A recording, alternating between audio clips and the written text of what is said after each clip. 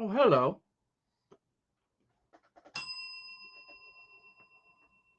Sure, you're all wondering just what I'm doing exactly. Well, I'm smoking my pipe. And my little Bodhihara Daruma doll. Not if you guys are aware who this little guy is. But Daruma dolls are very, very age-old and cherished custom in Japan. What that is that you have Bodhihara, was a Indian man from India who he became a Buddhist, and he attained enlightenment. So every year from December to around March, the Japanese, they give gifts out to little Bodhiharas, little Daruma dolls here. And they come with blank eyes. And when you get one and you have a goal, you set a goal and you fill in the left eye of Bodhihara. Once that goal is achieved, you then fill in the right eye, which I'm in the process of doing. Mind you, wait a minute. Did my pipe go out? I know they're supposed to be the Brofessionals, but take it easy. In due time, Black Cavendish. I highly it's so choice, and I highly recommend it if you have the means.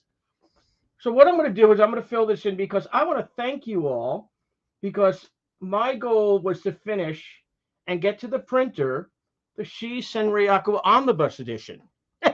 George, we did it today. So I want to thank all of you for supporting us. We wouldn't have been able to do it without you. I also want to thank my editors, J.C. Vaughn, Jason Odom, the lovely Deborah Tucci, of course, author Gary Cohn, and all my friends who didn't send me in their bios that I had to write by hand of the contributors. So what I'm doing is that the goal was achieved. I'm going to fill in Bodhi's eye. And I'm going to... I have flash paint. Flash paint is a very, very thick, super black acrylic. It's called flash paint. Used to use it in college. I'm sure this bottle probably is a lot older than most of you guys. But so Bodhihara, so the goal is achieved. The book is now at the printer. We'll get our proofs in a few days. And then we will go to press hopefully next week if the proof matches all that we think it will. So I want to thank you guys. And also, the goal, too, is that if we could break $200,000, and thank you all, because due to our No Fan Left Behind dual campaigns, Shi Senryaku Omnibus has surpassed $200,000 via Indiegogo and Kickstarter. So thank you all from the bottom of my heart. Bodhi thanks you. My family thanks you. My dog thanks you, who's laying here.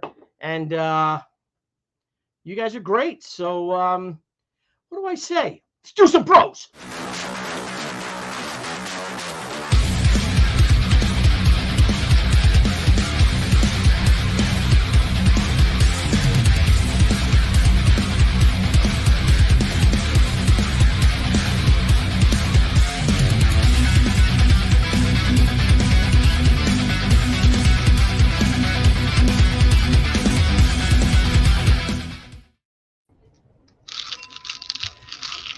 Well, I tried to hold off long enough for Art Thibert to join us, but I guess he got better plans.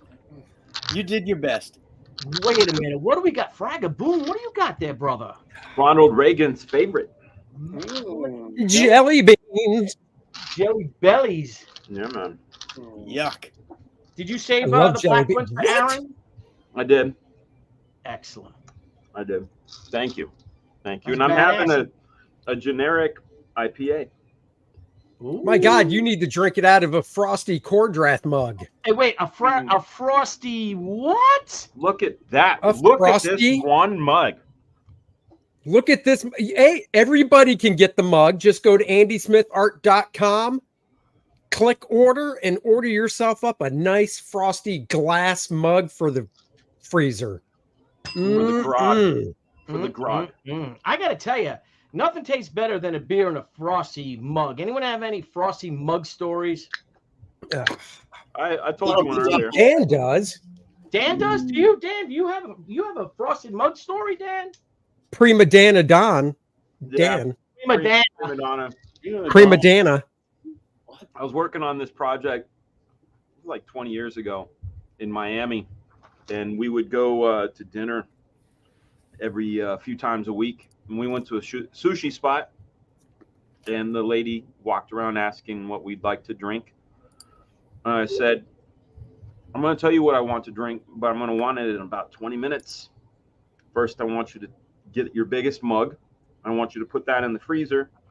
And then in about 20 minutes, I want you to take a Sapporo and pour it in that mug and then bring it to me. Everybody at the table thought I was the biggest prima donna for asking for that. What do you guys think? You're in a restaurant. You should be able to have what you want. That's right. I think you're Anything right. to make Sapporo beer taste better. So, Oh, Yeah. That's so my man if the right ice there. does it, that's good. Yeah. Hey, I want to forgive me for not saying hello to all of our friends out there. Citizen Roan, of course, Dr. Mask's Retro Explicit. Oh, somebody just joined us. Baz, what's up? Spaceman. What up? Wingnut, good to see you. Randy Howell, Chris Giuliano, Dan Genovese, the Italian Stallion. Good to see you guys. If I said Randy Howell already, thank you. Christina Lynn, great to see you, honey. Marcus Killigrew, our boy from down south. Angry Gamer, Mr. Monkey Boy 1969. You guys are awesome, man. Thank you. Dan Lawless is here, guys. What's up, Lawless? Al Nickerson, one slick dude. Dan Flawless. Man, Dan Flawless, nice. Al Nickerson, all you guys are awesome. Great to see you all.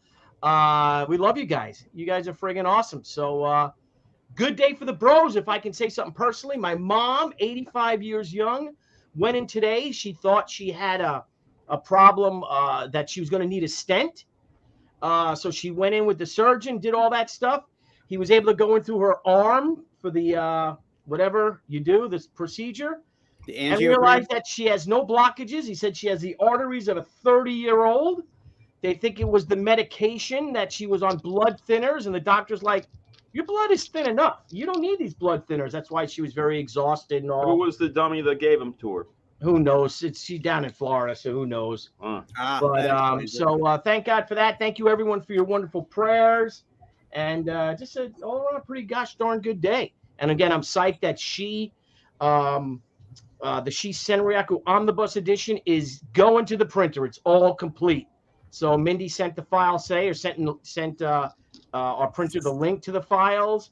And I don't know, man. You guys know what it's like when you finish a book? What a great feeling it is. No. Oh. hey, Art Bear's in the back room. He's saying to let him in. There he is. Oh my gosh! Oh, Thank you, Andy. Finally, I was screaming. I was like, "Billy, come on, man, let me in." He was so angry. He said, "Let me in, friends." And I was like, yeah. "Oh." Did say that? He used the F word? Yeah, I dropped the F bomb. Oh shit! Wow. Let me in 3 times. It's like the big Stop bad bull. talking and let me in. Family. He used the family word. All right. It's like It's a family 709, show, 710. Graham. I You thought just I'd keep- use the family name. You should. Art's private chat gets angrier and angrier. It says, "Billy, stop They get talking. bigger and let me longer in." with more caps and exclamations. Good to see you. Oh, my neighbors, hook me up. Exactly. Families and neighbors. So Hey, it's great. Billy, I'm glad your mom's doing okay, man. Thank you. Yeah, Yeah, she's, I she's, really a am. tough, she's a tough old Sicilian, my mother. I'll tell you that. With Sweet. 1% Irish, Graham. Well, I guess that's not enough to stop by an old pal's house when Dude. you're only 20 minutes away. We were What? not 20. You said we were an hour and a half away, and for us to go through Buffalo, it would have took us over an hour out of our trip. Wait a minute. How did you get there? Didn't you took come up to 90? We took 80 all the way to 79 and straight up. Oh, okay. Wait, And to go where? Dude, it was 8. And so my son Matthew loved the campus. He wants to go to Penn State. He wants to be an architectural engineer, and but he also would like to wrestle. Oh. Now, University Park is a Division I school, and we talked about he'll make the team. He will be on the team, but he won't start. These Division I wrestlers are animals. These are Olympians and all, national champions and stuff like that. So he basically would be, practicing and all that. And he would be a Penn State, varsity letterman. But the school, the Bernhard has a lot of engineering, and they have a Division III, the Penn State Division III team. So at least he'll get to wrestle if he chooses to do it. Right now he doesn't know if he wants to until he saw the wrestling room and all that. Then his eyes went wide, but he wants to see, because he says he's a smart kid. He's like, well, I really want to focus on my studies, but maybe I will wrestle. So we would love for him to have that opportunity to do it if he wants to, because I mean, how many times you get a chance to be a collegiate wrestler for, Penn State or something? Like 15 times personally. Yeah, 15. So that's that, Graham. But he needs backup schools. So we're also going to look at Alfred University up there by you. Alfred. Oh yeah. Hey, Yeah, would he ever go to the Thibert school? No, he ain't going anywhere near the. Have wrestling. He doesn't want to draw. He wants to go to a school that actually has women. Yeah, that's another thing. I'm like, dude, you got to eat in the other because the Bernhard campus has a lot of places to eat, but there's two main places for them to eat, whatever they are, cafeterias. And we went to visit the engineering side, and then there's the arts side, and there's theater and all that. I'm like, dude, go eat on that other one. It was all dudes. Well, wait a minute. How come you keep going to colleges that are named after like a dude's first name? Alfred, Bernard. I think you need to get a college with a longer name. Brigham. Howard University. Young, that's at least both names, right? So, well, anyway, so we're gonna wait. I think, Graham, we're gonna be taking a trip up there by you to go check out Alfred University. Alfred State. We'll get to see you guys, and it's a SUNY school, and it'll cost us a hell of a lot cheaper. And then he could transfer then to say to Penn State for the architectural engineering, because his degree is so long. But anyway, great segue. Was it Dan who said going to the Thibert school? Because thanks a lot, Aaron. Fucking thanks a lot, Aaron. Thanks a lot. Fabric school. Thanks a lot. It sounds so. 8 girls every guy though, man. Half the guys are gay. That's right. Hardy. Get all the women. That's right. Did you guys? Sounds like a very friendly school. Did you guys do a lot of that ribbon dancing and shit because of all the fabric? Testing out silk and There's a lot of tying polyester, crisscrossing and fucking serpentine moves. Yeah, we did that. We did some fishing knots. I did some fishing knots on them girls. I did what else? Oh, wait a minute. Sorry. Too much information. Sorry. All right, guys. So what we're here today, everyone, thank you for joining us, is this shit has resurfaced once again, this hashtag comics broke me. So much so that I think Colleen Duran addressed it. Howard Chaykin addressed it. I can share Howard's post, and it was just Howard being Howard. And I think he might have gotten some slack for it. But if you guys would like, I'd like to share that, and maybe we could talk about it a little bit. And I think Howard broke the industry. I think Howard did break the industry.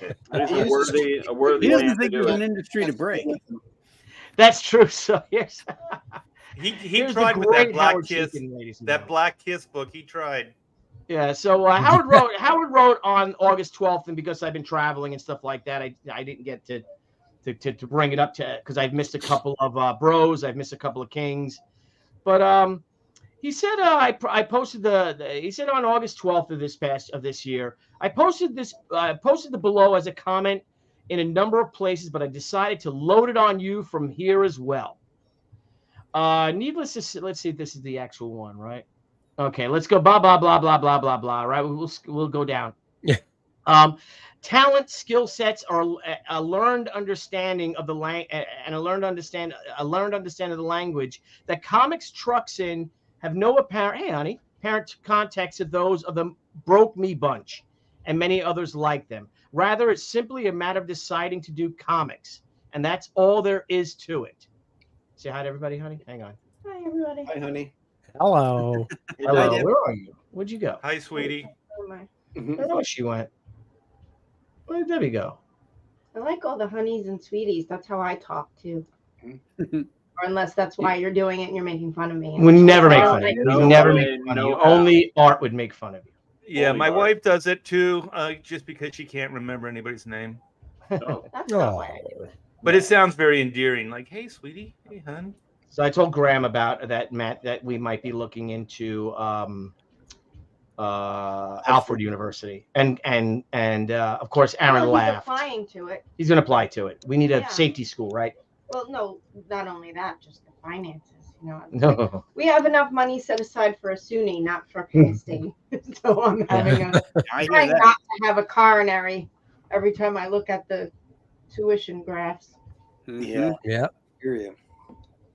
Don't But it forget is what to it fill is, out right? that If we're FAFSA supposed to form. go, hopefully God will provide. That's what I just keep telling myself. Yeah. So I guess we'll eat afterwards. And That's what I was coming up to ask you Yeah. because it's done and I'm sorry it's late. But That's you it. want me to just hold it? Yes, hold it. Okay.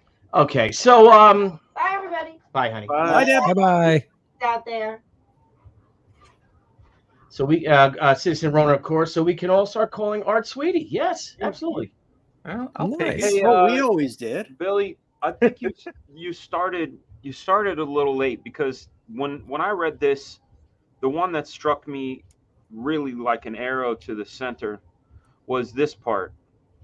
A subtextual theme that runs through all the anecdotal broke me stuff is a clear and distinct misunderstanding the remarkably dim-witted presumption that making comics and should be as easy as reading comics. Yes, I apologize. Excellent. That- point. That's true. That is at the root of a lot of it. Yep. A lot of it. And I'll get back to that when it's my turn. But wait a minute. So it's not? It is for me. No, it's I just- not. You make it look easy because it is to you. That's right. Not everyone's Art Thibert, dude. Not everyone's That's 1,000 right. years old, too. You're like Highlander. If it's That's so easy, true. why is it taking so long? All right. Yeah, exactly. Actually, it's really only 3 that months. good. It's 3 months behind. But does anybody think that Howard looks better with a beard? I think Howard Yes. looks better with a beard. He does. I had that exact thought. I was like, Howard looks badass with a He beard. looks badass. Yeah, he The looks badass. Archbishop of Fun. I love Howard. Yeah. That's what I call him when he's been on my show. I introduce him as the Archbishop of Fun. He is so Excellent. great. The cuddly curmudgeon. He's a good man. All right. So, You're his okay. favorite so, sociopath. yeah, he called me and Art, me and Graham. Oh, hello. Yeah. He goes, if it isn't my two favorite sociopaths. Our two favorite sociopaths. Yeah, it is. Well, if he would be the one to know what a sociopath is and how to identify it. So would could be you, a Art? scary- Howard could be a a killer scary- dodger. He could be a scary mofo, man.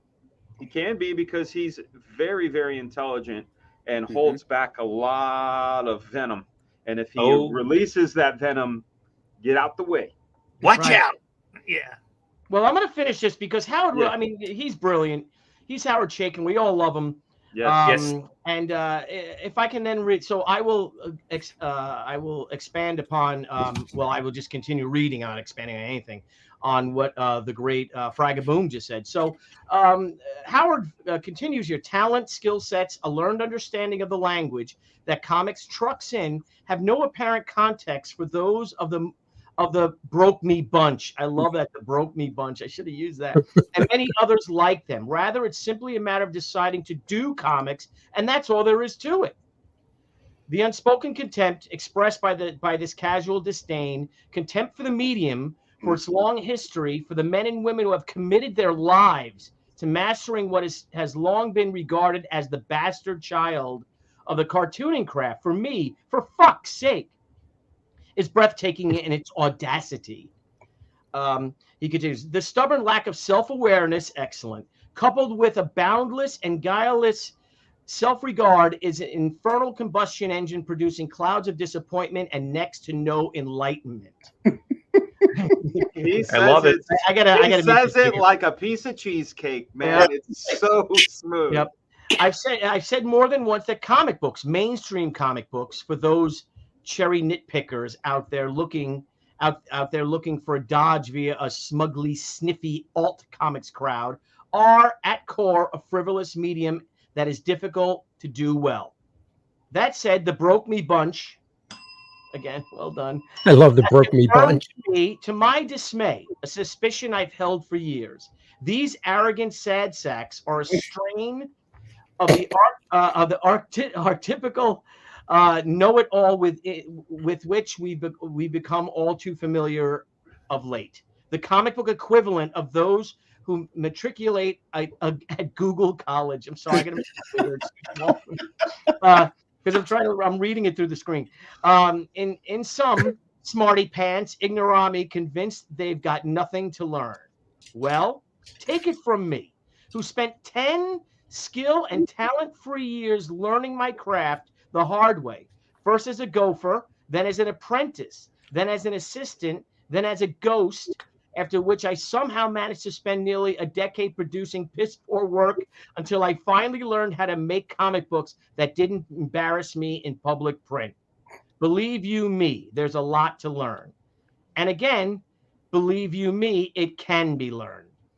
Let me just interject for a minute. Like Howard has taught me. He taught me so much.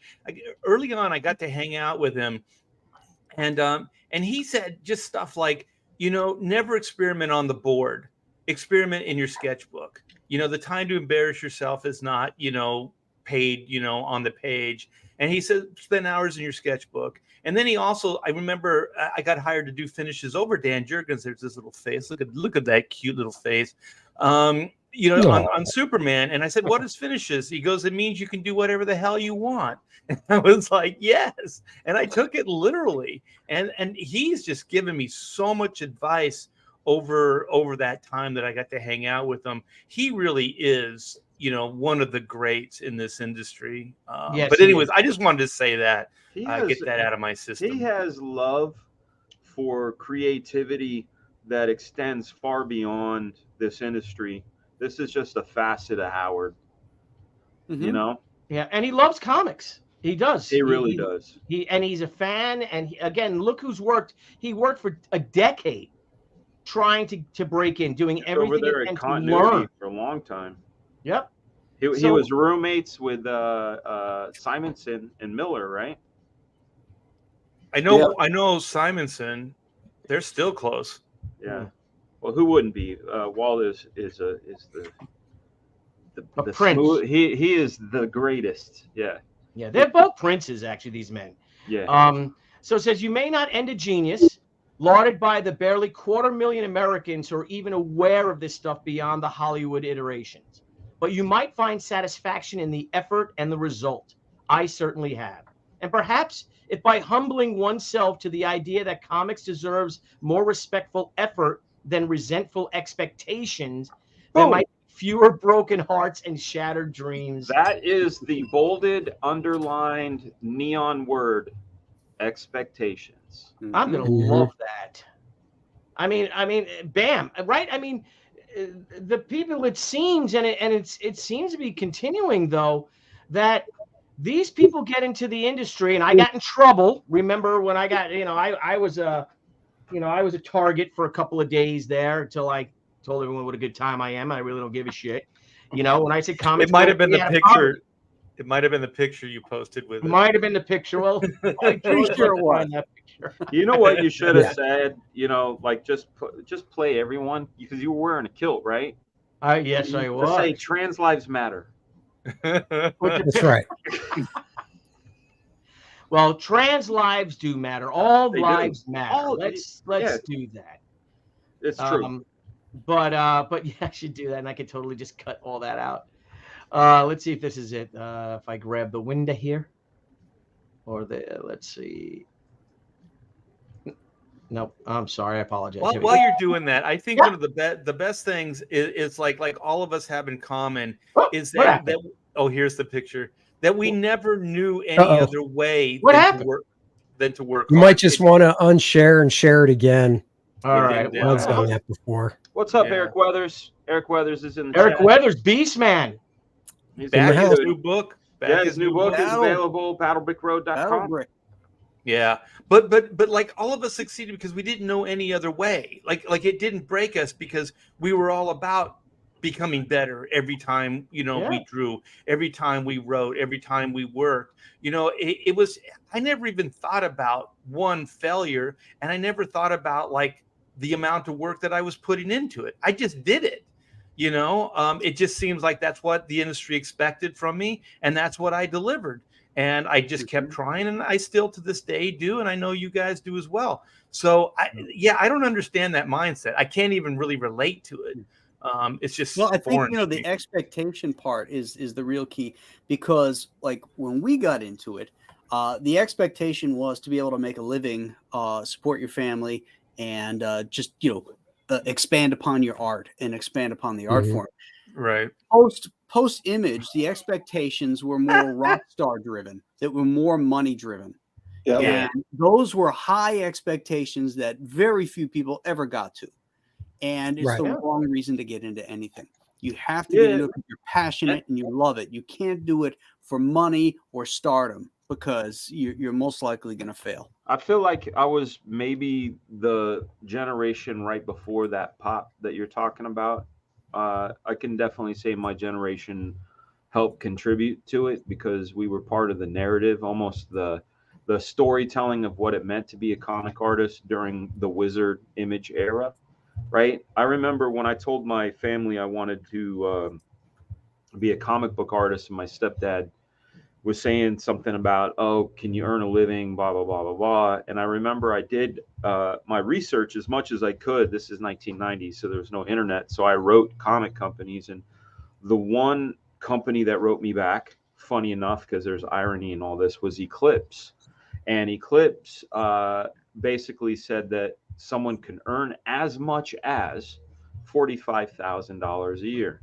And that was in $1990. And I remember asking my stepfather, is that a lot of money? And he said, oh yeah, if you're a single guy and and this, that, and the other. And I was like, yeah, well, there you go. I can make a living doing this. And I said, it's a real thing. And I hear documentation from a company, and of course, it favors the idea of comics, favors the young, single, perhaps lives at home with his mom and dad sort of guy, because they can get by on lesser wage. But the thing that I was talking to Billy about, and the reason why I said you need to underline expectations, I agree 100% with everything that Howard said, but I would also what is that, fortify, where they add vitamins to it. I would like to fortify his statement with a bit of mindset, and when I watch Graham Nolan's show and I learn something new, it sets me on journeys. I love that, and that's my mindset.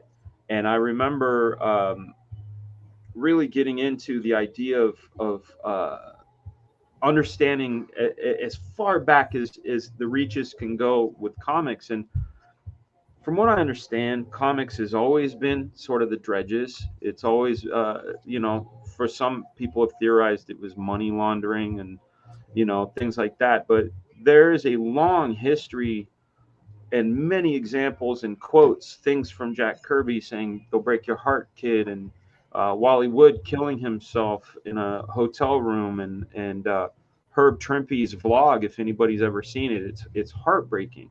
Yeah.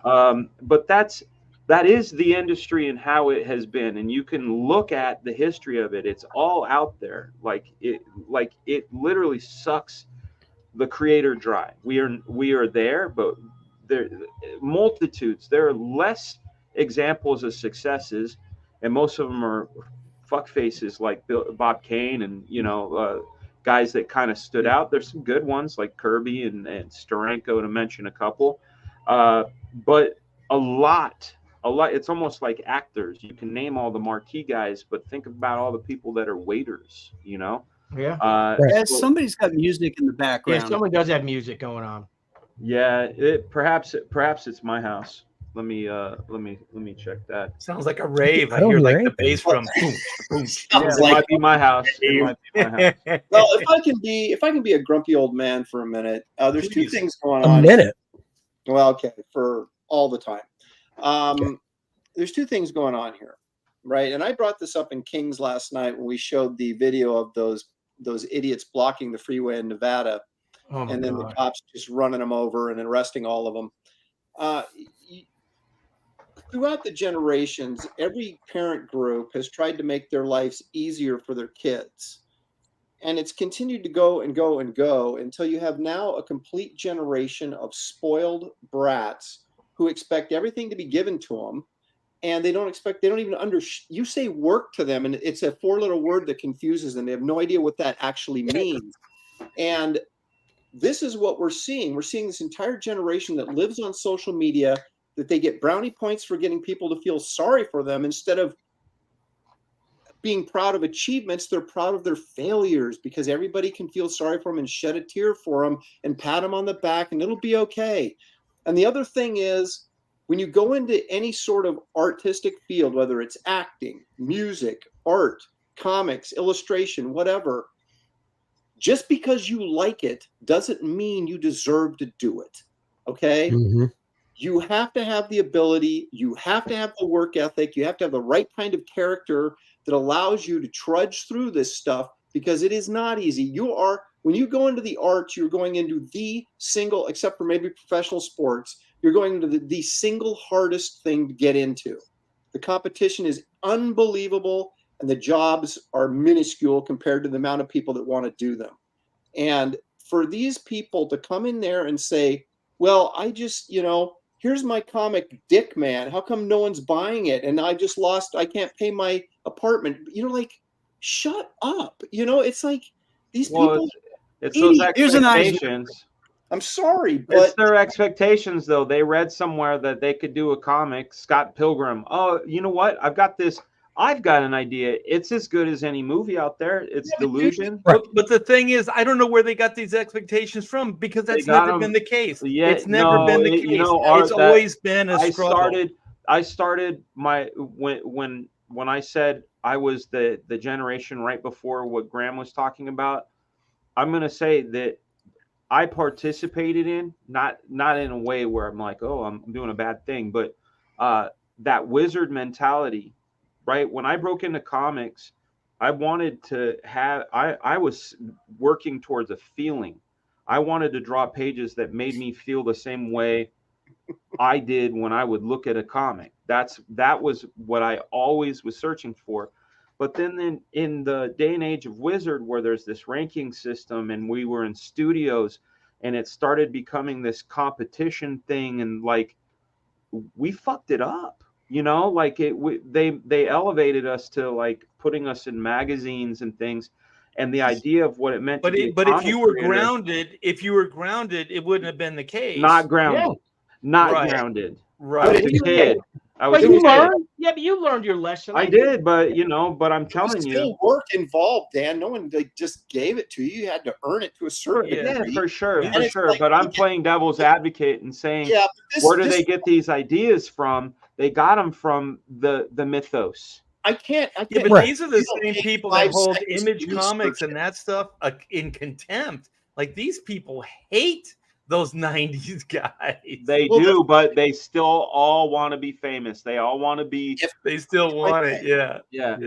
Well, you know what it boils down to also, and Howard didn't even address this, is that there's a bunch of reasons you fail at comics. One is you don't have the talent. Right. 2 is you don't have the drive. And 3 is you don't have the business acumen. Right. And a lot of these guys are missing all 3 of those components. There's a fourth one. There's more than 4. No, but the big one is knowing how to promote it. What we're doing right now. Oh, that's business acumen. No, in a way, but there are some people that can't sit in front of a camera without freaking out. I think the one that you're missing. It doesn't matter. You can hire people for that, but that's where you understand what your business skills are. Understand your weaknesses. Understand your strengths. Work and do the strength stuff. Farm out the weaknesses if you have to. I can't letter. I hire letterers. Right. I'm not fast enough to color a book. I hire colorists. Right. That's and also one I want to add is just hygiene. Just make sure you take a shower and brush your teeth. It's a big wow. Aaron is literally right here with us, Art. Real nice. Wow. Just call him out. Why don't you? I took a shower today. No, some of those guys really smell. You're talking about expectations, right? Here's the thing. All right, now you guys remember obviously know Robert Rodriguez is, right? Yeah, yes, of course. We worked with him. What was it? Mariachi.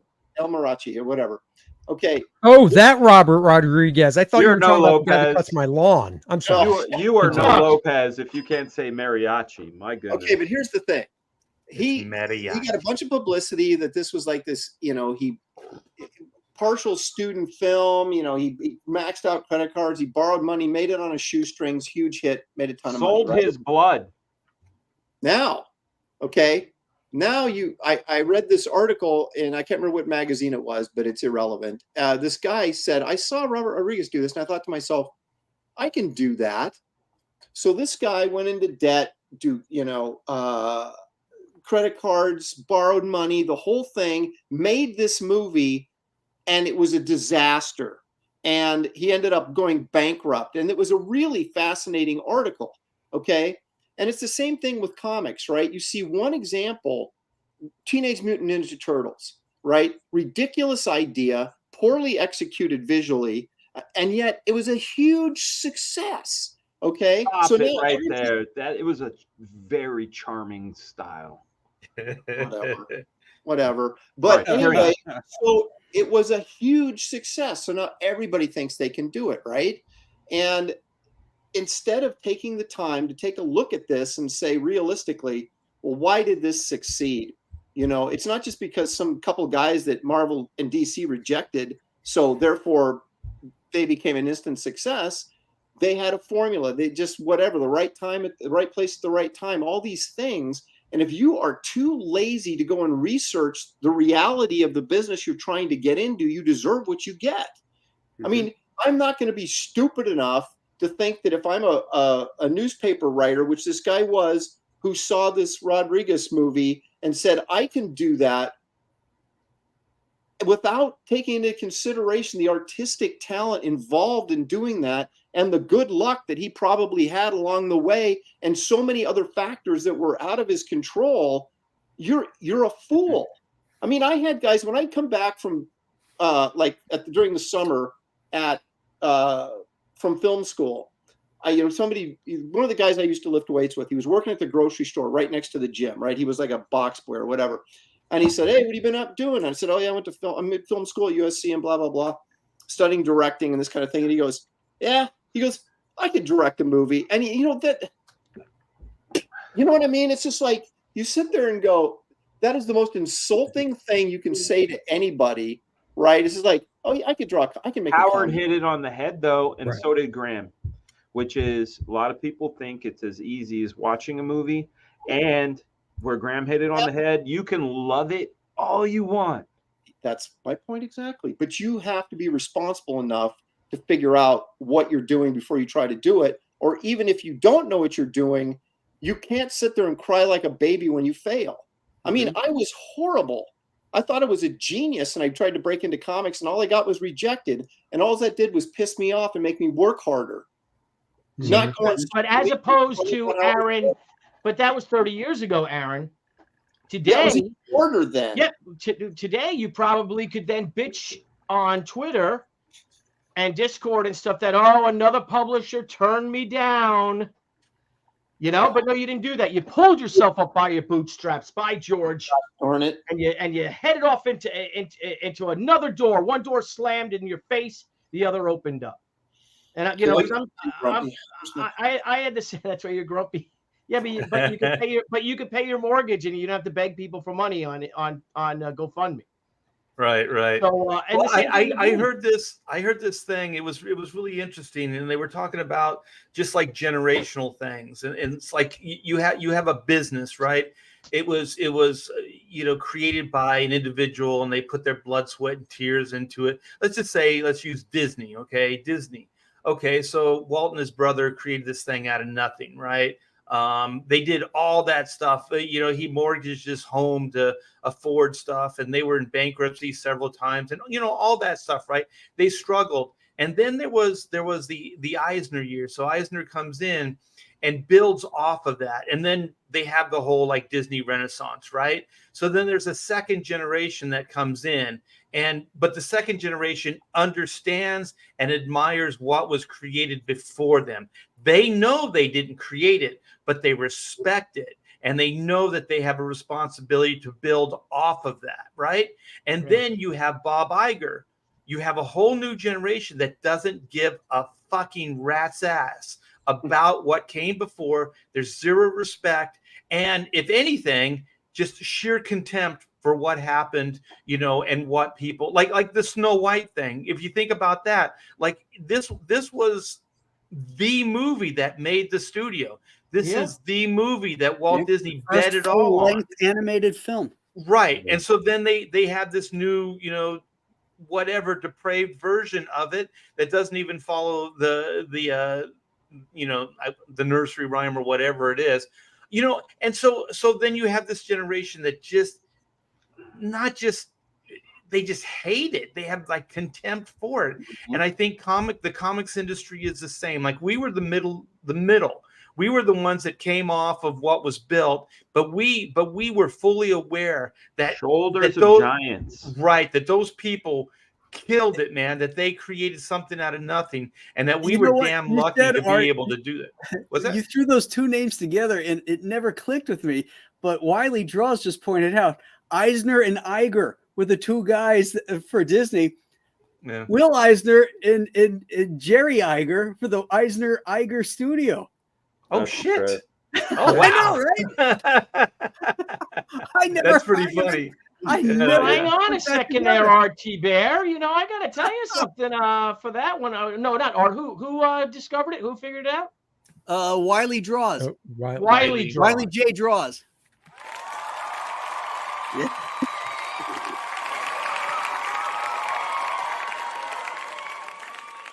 I also think with the new group and even the Disney people and stuff, and a lot of what's happening these days is it's just narcissistic too. They just think they can do it better. So it's not even really. It's not. I mean, it is obviously shitting on the stuff that came before, but if you ask them, they're not. They're just making it better because they know better. Right. And it's like, but you don't. And they're so blind to it. And that goes back, I think, to what Aaron was saying before with, you know, the kids and stuff where you treat them so soft or whatever when they're growing up that they think they can do no wrong. Right. So you have these adults now that are like, I can do no wrong. That means I can do this better. And well, this was wrong. I can do this. They won't take any responsibility. Right. Oh, right. right. Don't take the blame, dude. Yeah, exactly. And the same thing. Well, it's our fault as parents that we, I guess, like you were saying, was it Art saying or Dan saying about that, or sorry, I think it was Aaron, that we want to do better for our kids. We want our kids to have a better life than we had. So we didn't really, when the kids were younger, like everyone gets a trophy. Oh, my kid's got a trophy. Right. Great. You know, you're like, oh, you encourage that, you know, that sort of thing. And that may not be the right thing because now you have an entire generation that is so soft, as you were saying. I mean, we were at the school this past weekend. We've been looking at colleges. And aside from the athletes, Graham, I got to tell you, I've never seen so many, and my wife and I pointed this out, fat, out of shape, 19, 20-year-old boys in my life. Wow. One after the other. These kids look like shit. They look like sissies. They look like just wimps, you know, like an entire. And I get their engineering, but we never look like that. And I'm like, Matthew, maybe we should wrestle. Hey, all my best friends growing up are engineers, and they all played football. They all wrestled. They all played sports. They were badass. Yeah. Well, I also. Yeah. I'm sorry. Along with what you're saying, Billy, is I'm not just a grumpy old man. I've been grumpy my entire life because when I was a kid, I was pissed off all the time because of losing. Yeah. But it was losing that made me work harder to eventually win and be good at something. Right. And these kids, it's adversity. In an environment where they never lost and they never had to deal with it. I was on the baseball commission for our town for a number of years, and we set rules and policies and all that kind of stuff. And you know, one of the things was trophies. You know, do the kids get trophies? And old man Nolen was like, no, the champions get trophies. Yeah, but the runner-ups, they should get a trophy too. No, they get disappointment. That's what they get. They get disappointment. Yeah, makes them try harder. And you know what? Next time they'll be more motivated to learn those skills, to play harder, so that when they do get that trophy, they can embrace it and earn it and say, this is mine. I earned this. If it's just given to you for participation or because you were second place, who gives a shit? I mean, yeah, but do you guys, it means nothing. It means absolutely nothing at that point. If everybody gets a trophy, then the meaning loses, and then why keep score at all? Why should there be a winner and loser? Somewhere in that organization,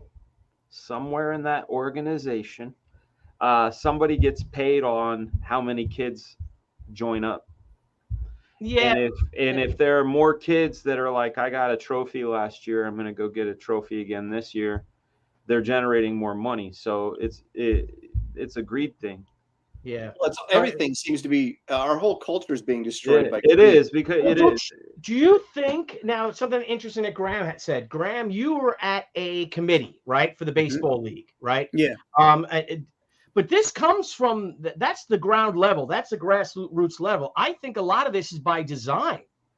I think this is by design by the upper echelons of government, because a weakened society, especially the male, is a society that's easily controlled. Look at this shit with the mask mandates, and now they're trying to pull this crap again now. Right? The people wearing the little surgical masks, that you could buy, for $4.99 for 500 of them. They say that, well, it's not that cheap, obviously, but it does nothing. So it says it on the box. Does not present for it's been proven. Even the N95 masks have been proven not to be a deterrent to COVID. It's not. But they now all of a sudden do this again, and they want to implement the lockdowns again. I guess so Biden doesn't have to go on. Isn't there going to be a government shutdown into September? Could be. That's a financial one. Well, I think the Republicans caved, and they said they would print more money or something. Hey, I did want to ask a question relating to our topic, and it's this: of the comics broke me crowd, how much of them are coming off of for lack of a better phrase, a corporate gig, and how many of them are self-publishing and that sort of thing? I don't know. Who's the biggest griper? Sorry, Graham. Oh, I was just going to say that I haven't seen any real names that I recognize where this thing started. It was all independent and small press and Eisner nominees and winners. Yeah. The stuff nobody wants to read. But a lot of it also comes from people that have gotten chances and have gotten gigs, have gotten real chances from mainstream big name comics. They were hired for who they are rather than what they can do or have done. Either they have a big Discord, etc. They tweet a lot, that sort of thing. Oh my God, we got to get this person this job. They got big mouths. They threaten the publishers and then end up getting work because they threaten the publishers, calling them racist and misogynistic. And then they get okay, let's give them a book. And then they'll get another book, and it fails. And after cancellation, so after a year, they're not getting the work they got anymore because they didn't put the work in, or they weren't qualified or talented enough to do it in the first place. And they're the ones that are griping now because and that's the problem when you have these sort of hires that are getting hired again for who they are and what they're, what they say as opposed to what they actually can do. Am I in the wrong direction here, Art Thibert? No. I think there is a lot of that because if somebody's going to cause trouble, give in to them. It's like a spoiled kid, right? Like you see parents, instead of doubling down on a spoiled kid and saying no, stand them in the corner, do whatever, they indulge them. And so by indulging them, it doesn't stop it, it enhances it. It works the opposite of the way they think it should. So if you shut somebody down early on, they won't do it anymore. And so it is kind of symbiotic where these publishers or these people are caving to the demands of these people as well. Yeah. So, it is kind of a symbiotic kind of relationship, but then we bring in ESG. So if the ESG kind of works out, they'll bring these troublemakers in and their stock will be evaluated better, or their company overall will be, will get higher ratings or whatever. So what is the reward of ESG? Is it money, monetary? Money. Yeah. Well, what it is your stock will go up. So there's like ratings. So like, let's say like a rating scale from 1 to 10. So the higher your ESG scale, the higher you're considered like that. They'll push it more. They'll push your company more. Who's the they when unveil? Who's the they? Investors. These investment companies that run too, this stuff, like BlackRock and all these other. Yeah, I was gonna say a lot of it's BlackRock. Yeah, they're the biggest player in it, and they're calling it something else now than ESG because they realize it gets such a bad rap. Yeah, they're changing it over now, but I think people are starting to put things together, and so you start placating the troublemakers or the big mouths or these people, and then all of a sudden that's your representation, right? So and for a while I think things were working. They had the troublemakers, so they got their ESG money, and then they had the talent that was doing the work, right? But now the shit's hitting the fan. I think they're crossing over, and one is overriding the other. So the ESG is overriding the talent. When Marvel and DC no longer go, it's the fans, it's the readers that we need to make good product for, they start thinking, no, we need to get higher ESG scores. So now there's another woman. It's like cheating, right? There's another woman in the play, and so then they start going towards that, or they start trying to get away with both. We'll get ESG scores and we'll do these other books. But I think they're finding out that the rent is due. They can't do it any longer. It leads to destruction. Look at how this is gone. Comics early on were dependent on buyers, the fans, the readers. Okay, if a book sold X amount of copies, then it stayed around. If it didn't, they cut it. Okay, then we ended up switching to the direct market. Then it became, we got to keep the retailers happy. We really don't care about the fans that much because the retailers are actually the ones buying the books. And so now you've got the companies separating from the fans a little bit now. Now they're listening more to the retailers because they're the ones that they're actually buying the books. Now you get to the retailers are starting to fall apart. Now you got this ESG money and Vanguard and these other things. And now they're placating to that because, and the fans are like the least. The readers are the people they're concerned with the least, which is just an amazing thing. They weren't listening to the retailers. They weren't listening. They weren't listening to the retailers other than to get the intel on how to take advantage of them. If you guys for a while, and then I'm just saying it's progressively getting farther and farther away from the people that it should be, and that's the readers, and that's what we're doing. If you guys recall, I know I brought this up on the Bros before, but it was at the New York Comic Con 2017, 2018, and Marvel had their retailer panel with Axel Alonso and a couple of them, and they were talking about the books, and the retailers basically revolted, standing up saying, we can't sell that shit. And the one guy said, Marvel does not produce books for the people that are in your shop. We do books for the people that are outside looking in. So the comics we're making today for the people that go to these movies that make $1 billion, and after they see the Avengers, they want to come into the shop and read about their favorite heroes. And one guy famously stood up and said, "Yeah, but those heroes aren't in your comics anymore." Yes, exactly. Right. Yeah, and that's Tony Stark is exploding on the screen. Riri Williams is wearing the armor. Yes, exactly. Yeah, you have Robert Downey Jr. as Tony Stark saving Marvel. Single-handedly saving Marvel with his presence in that film, and the script of being true to Tales of Suspense 39 and all those other stories that made Iron Man really cool. Yep. Yeah. And then so that's where I think Richard C. Meyer came up with the diversity in comics originally thing, because the Marvel the head of either was Axel or it was I forget his name, but the marketing guy said, well, it's obvious to us that the comic book retailers do not want diversity in comics. Yes, they blame them. Yeah, they blame the retailers for it. And speaking of that real quick, I got a couple of super chats I'd like to read, and then I'd like to go into a really quick video. But Bobby Greer, thank you, Bobby Greer, grandson of the great Rosie Greer. Mm-hmm. Art, do you know when you'll be closing out Black and White? Now that we're coming to the end, my friend. Well, I probably won't close it anytime soon, but I am 3 pages away from finishing the book, pencils and inks. We're about, I think, 20 pages away from the colors being done. And then it's off to Eric Weathers, and he can turn that thing around really, really fast. So we're looking at probably by the end of September going to print. So I'm hoping by the end of the year, we will start shipping these bad boys to you. So I want to thank you, Bobby, for staying in the game, for backing it, and being, giving me the time to put this book together. So thanks.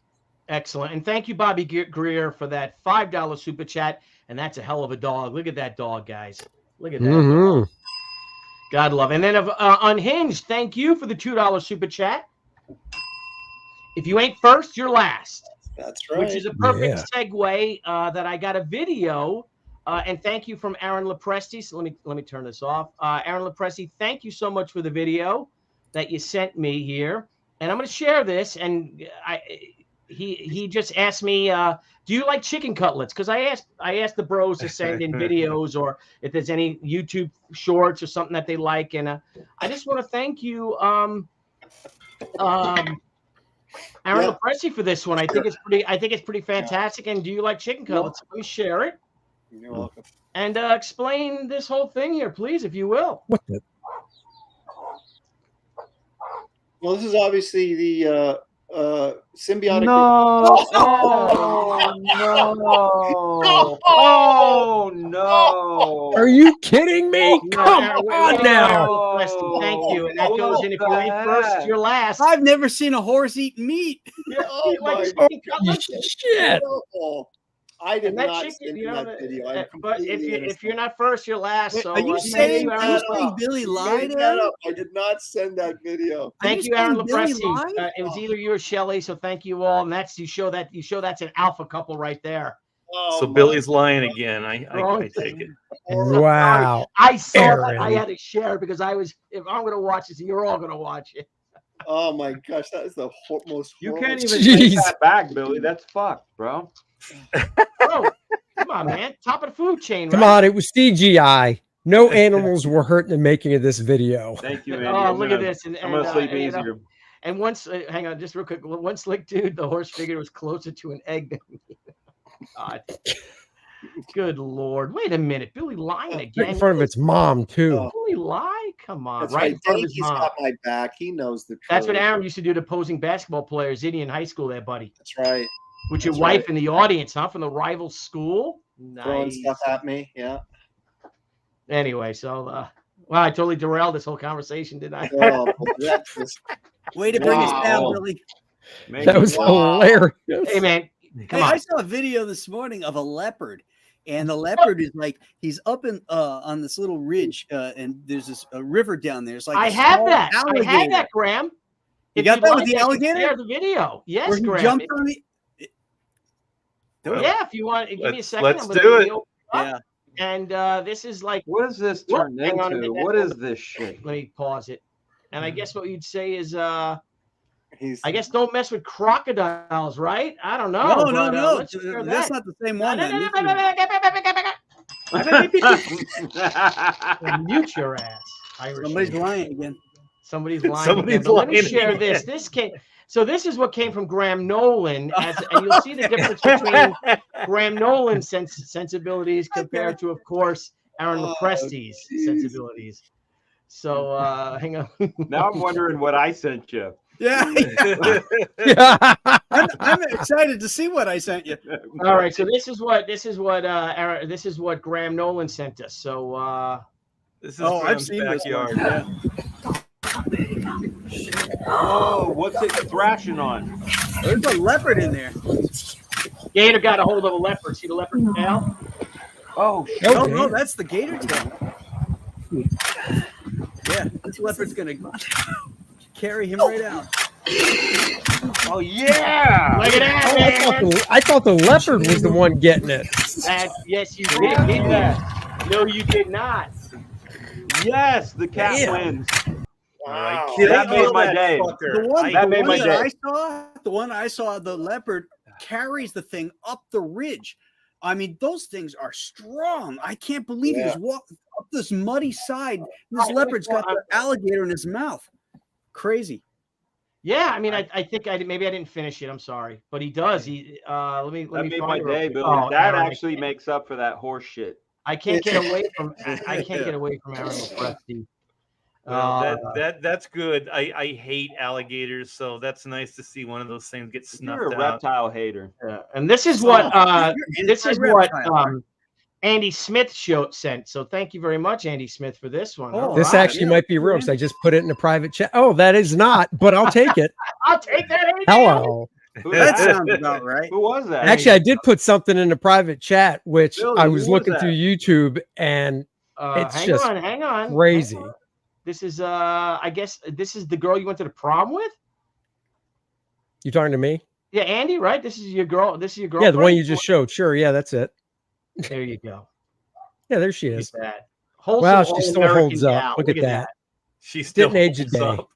Yeah, that's a lot of Photoshop. That's why I like Marianne better than Ginger on Gilligan's Island. Photoshop to clean it up, but the shapes are great. There's no photoshopping in that. Yeah, there was. All right, Andy Smith, I will share. But Graham, I do believe that gator. If you want to continue, that leopard did bring the gator up but I was a little distracted for a minute. So yeah, it's really cool. It was a different video than I saw. The one I saw, getting these, like, on it. I keep getting these wildlife videos on Instagram in my feed now because I've watched a couple of them, and they're just, some of them are just brutal. You know, it's like, watch this lion eat this dog, you know, or this goat or something, and you're just like, have you guys ever seen the one where they used to have these wildlife kind of like you could use your own car and you could drive through the Serengeti kind of thing. Yeah. So we used to have, what was it called? Wild Animal Park or something in California, in Laguna. And so this guy's driving and he's like, oh, look at the lions. And they're taking pictures, and he decides he's going to get out of his car and he's going to go take pictures of these lions, right? Good idea. It was not a good idea. They ate that fucker. That guy got destroyed. That's not on video. There's a video of it. There's somebody actually find it, bro. Let's corrupt. No. It's not cool. No, dude, it's not cool. That guy gets. Well, do you see the one that was similar to that, where apparently this guy and his wife are fighting in the car? She gets out and is yelling at him from outside, and a tiger comes from off, grabs her and drags her off. And she gets out of the husband gets out of the car, and he's like he doesn't know what to do. And the park I told you. Yeah. Hey, we got a $5 super chat. That dude's like, no alimony for me. Neon Knight Rider. Hey, honey. Hey, they're saying hi to you. Hello. $5 super chat. Thank you so much, Neon Knight Rider. There is fault on the retailer side. A lot of them are unfamiliar with creators, storylines past and present. They're just bad salesmen at the core.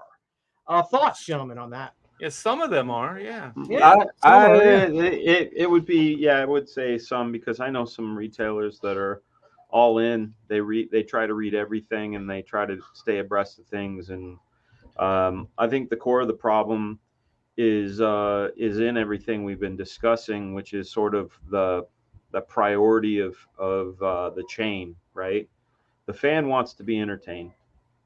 That's it. At the end of the day, they want to plunk down their money, and they want that money to have entertained them in a way that they feel is worth their money. Mm-hmm. An understanding of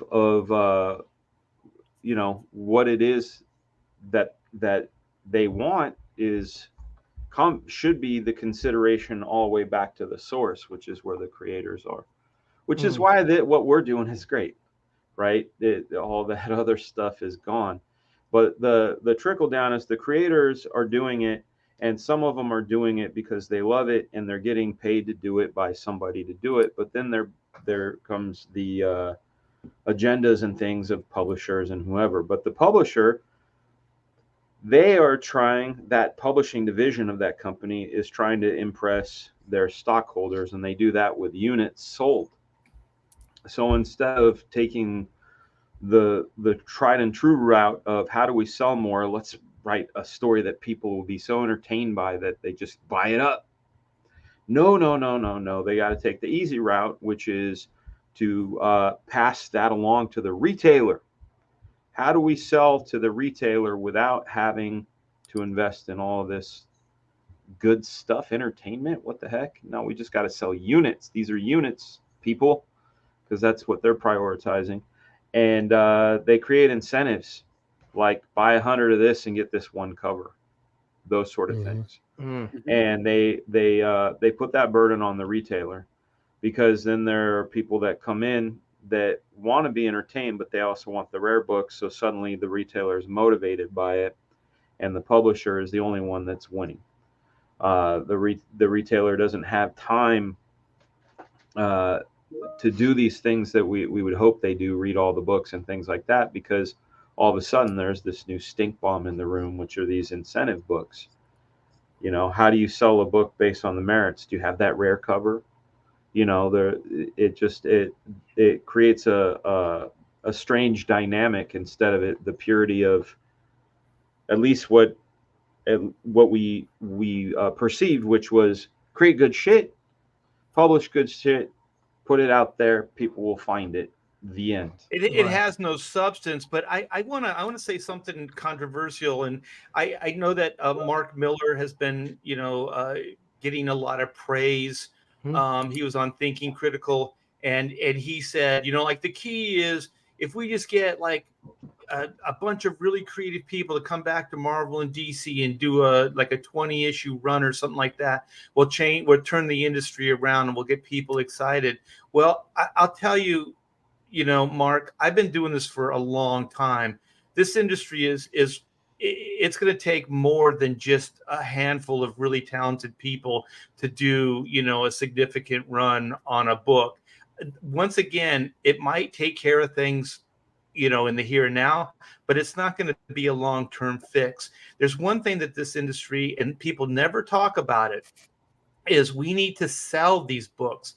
There needs to be a sales division attached to Marvel and DC. Somebody needs to get these things out there. Somebody needs to create new venues for them to be sold. Somebody needs to get these in front of people. Somebody needs to say, hey, kids, comics are cool. There's no salesman in this industry. Everybody thinks that everything should sell based on its own merit. Well, if nobody knows about it, it's not going to sell. It could be the best book in the world, and nobody's going to know about it. There's one thing that this industry does not do, and they do not promote, and they do not create new venues of where to sell the book. Hell, there's no accessibility to these things. So even if we had the best artists in the entire world drawing these comics, nothing would really change that much. And so I'm completely convinced it's all in sales. And we've proven that, like stuff like we're doing right now. We're promoting our books and we're getting out there without, DC, Warner Brothers money, or without, Marvel and Disney money. We're promoting these books on our own.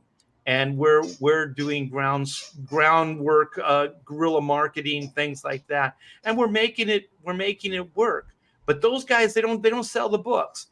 That's my thing. Like, it's not the product per se.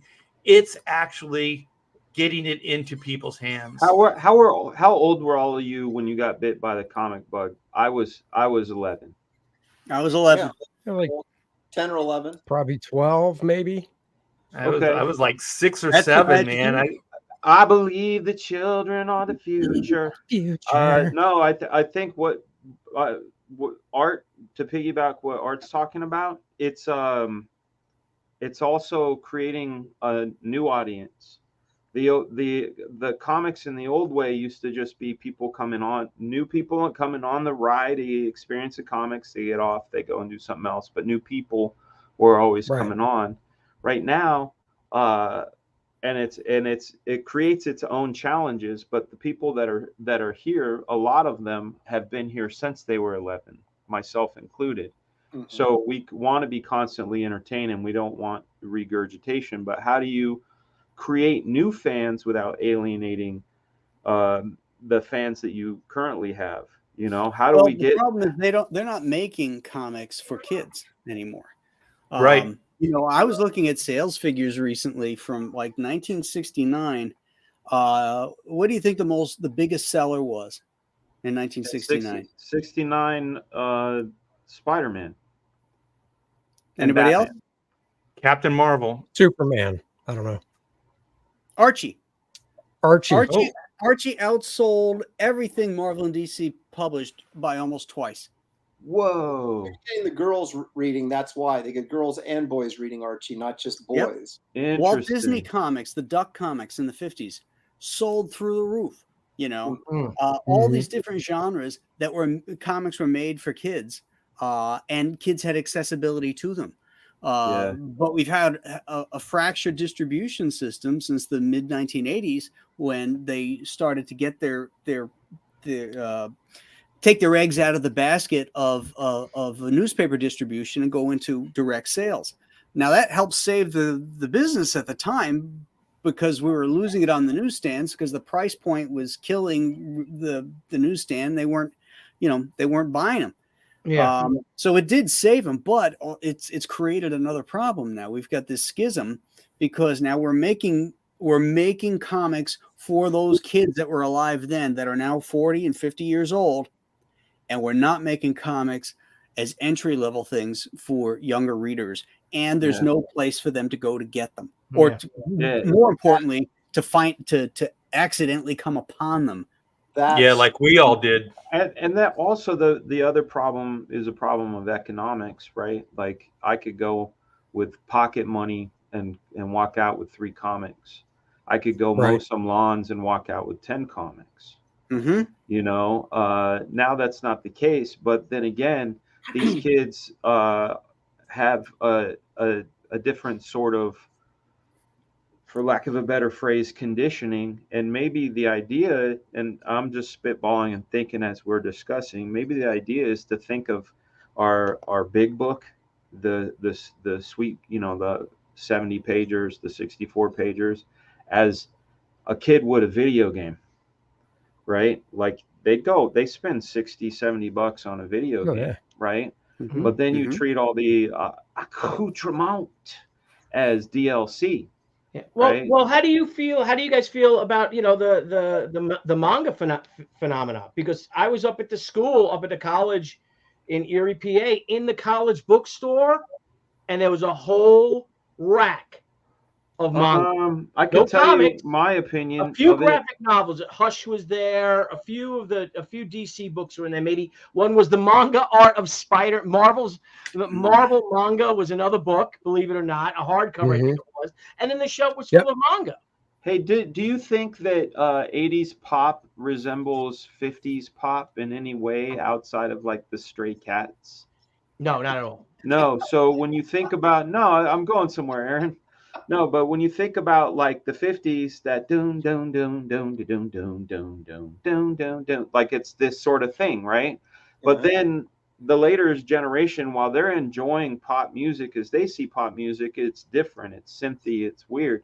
So I think that manga is sort of an extension, almost like a Marvel Comics extension of what we do.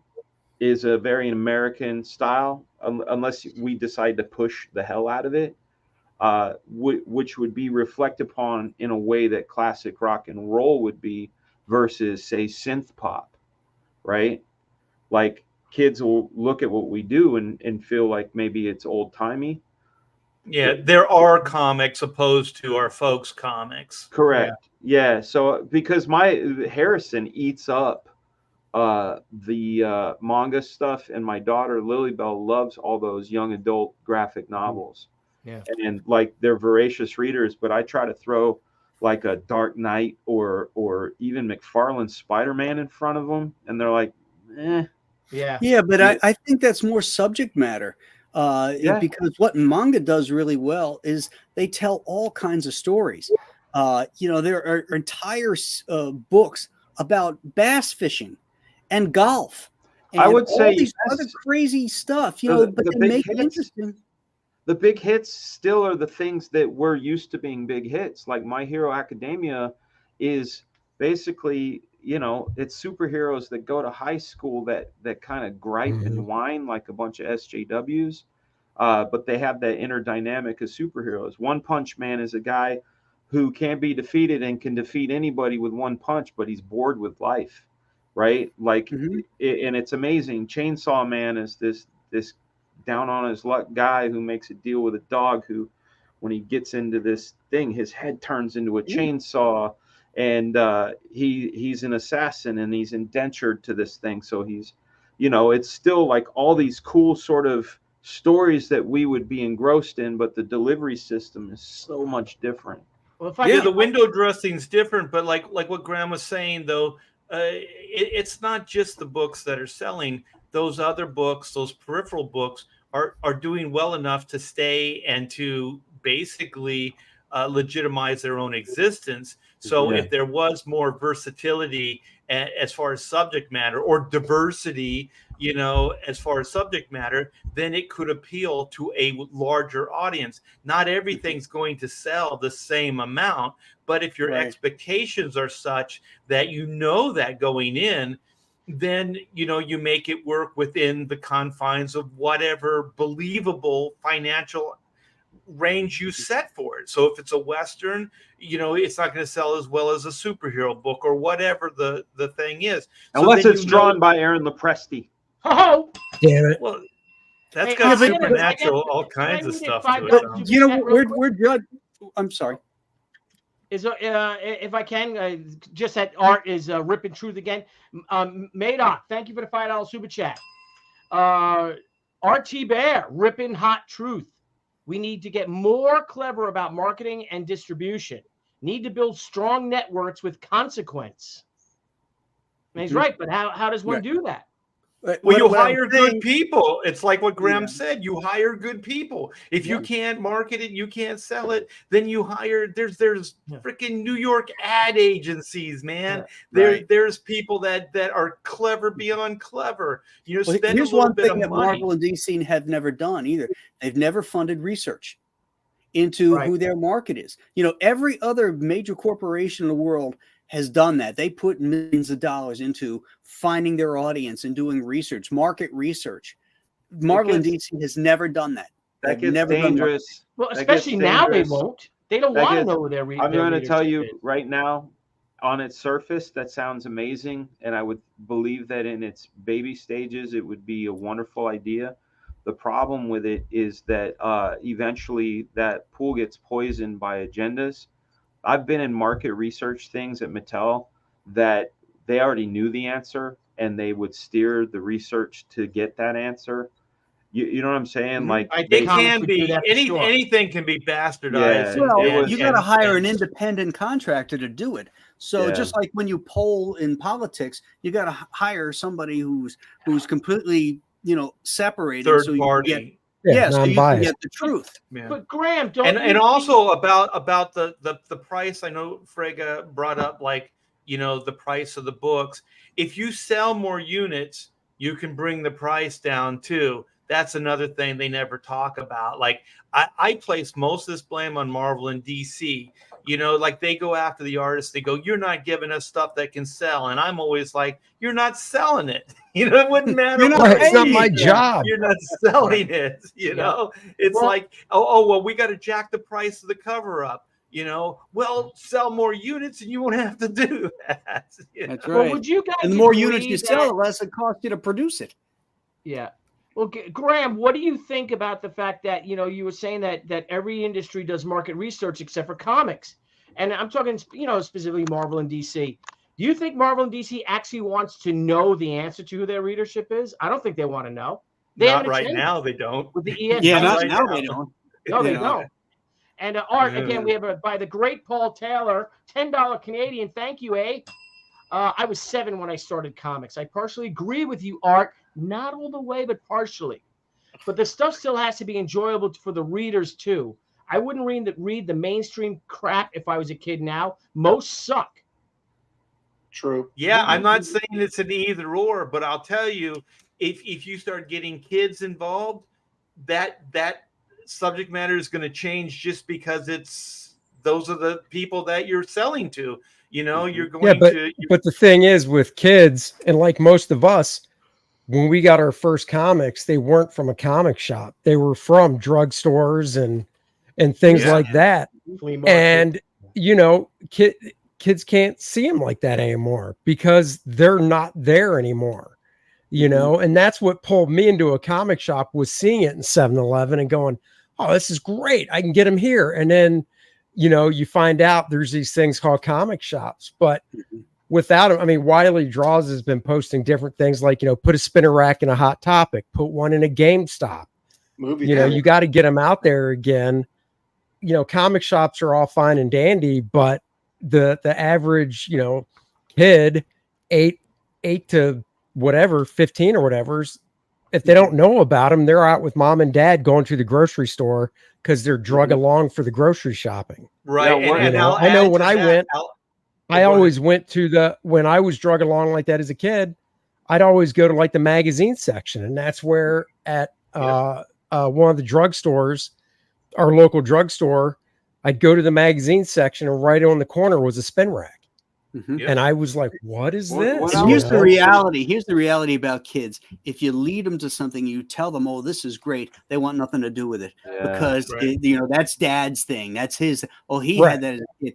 They have to be able to discover it on their own. When we found comics, they were sitting in a spinner rack in a drugstore or 7-Eleven, and they were obviously made for our generation because there they were. And we found them by accident. There they were. And, oh, hey, there's Spider-Man. I remember the cartoon about Spider-Man. Oh, Superman. I remember the Adventures of Superman. And it was a discovery that you could grab onto and say, this is my generation. This is my shit. My dad doesn't read this, and he probably doesn't even know about this. But what about this is a crazy idea. When I was in San Diego, I stayed at this hotel on Coronado Island. And they had this thing. I'd only seen them at airports. I'd never seen them at a hotel before, but it was a kiosk, like almost like a Coke machine, but it was for CVS. And they had like dental floss and toothpaste and aspirin and a box of cereal, like all the things you would get at a CVS, but it was like, a 10x8 machine that you just, They have those vending machines in Japan. Those actually exist. They have vending machines for comic books. Well, that's have them in San Francisco. What if? Yeah, I mean, what if if you had them in like hotels and things like that, where, like if it was a touch screen, you could kind of like, A2. Oh, I can preview the first few pages. Oh, I want that book. Boom. Well, that would be key. You'd have to be able to look through it, right? Because that's when you buy a book or a magazine or a comic book. You want to look through it and see that it meets your sensibilities. Right. And sometimes you get sucked in by the cover and you look at the book and you're like, wait a minute, what the hell's going on here? Dude, John Romita cover and it's got Don Pearl. I'd buy a phone book. I would buy a phone book if it had a Frazetta on the cover. Yeah. But I want to go back to what Andy was talking about, like with the comic shops. Okay, like I think we all had this dynamic where you're brought into reading because comics were accessible, right? You'd go with your mom, dad, if you're good, they'll buy you a comic, whatever, that type of thing, right? And then when you discovered comic shops. Comic shops were not where you got the new books. Comic shops are where you got those books that they referenced in those books you got from the newsstand or whatever. That's right. Those are where you got it. And the kiss of death for the comic shops is they weren't special anymore. They weren't specialty stores. They were just retail outlets that sold the monthly floppies.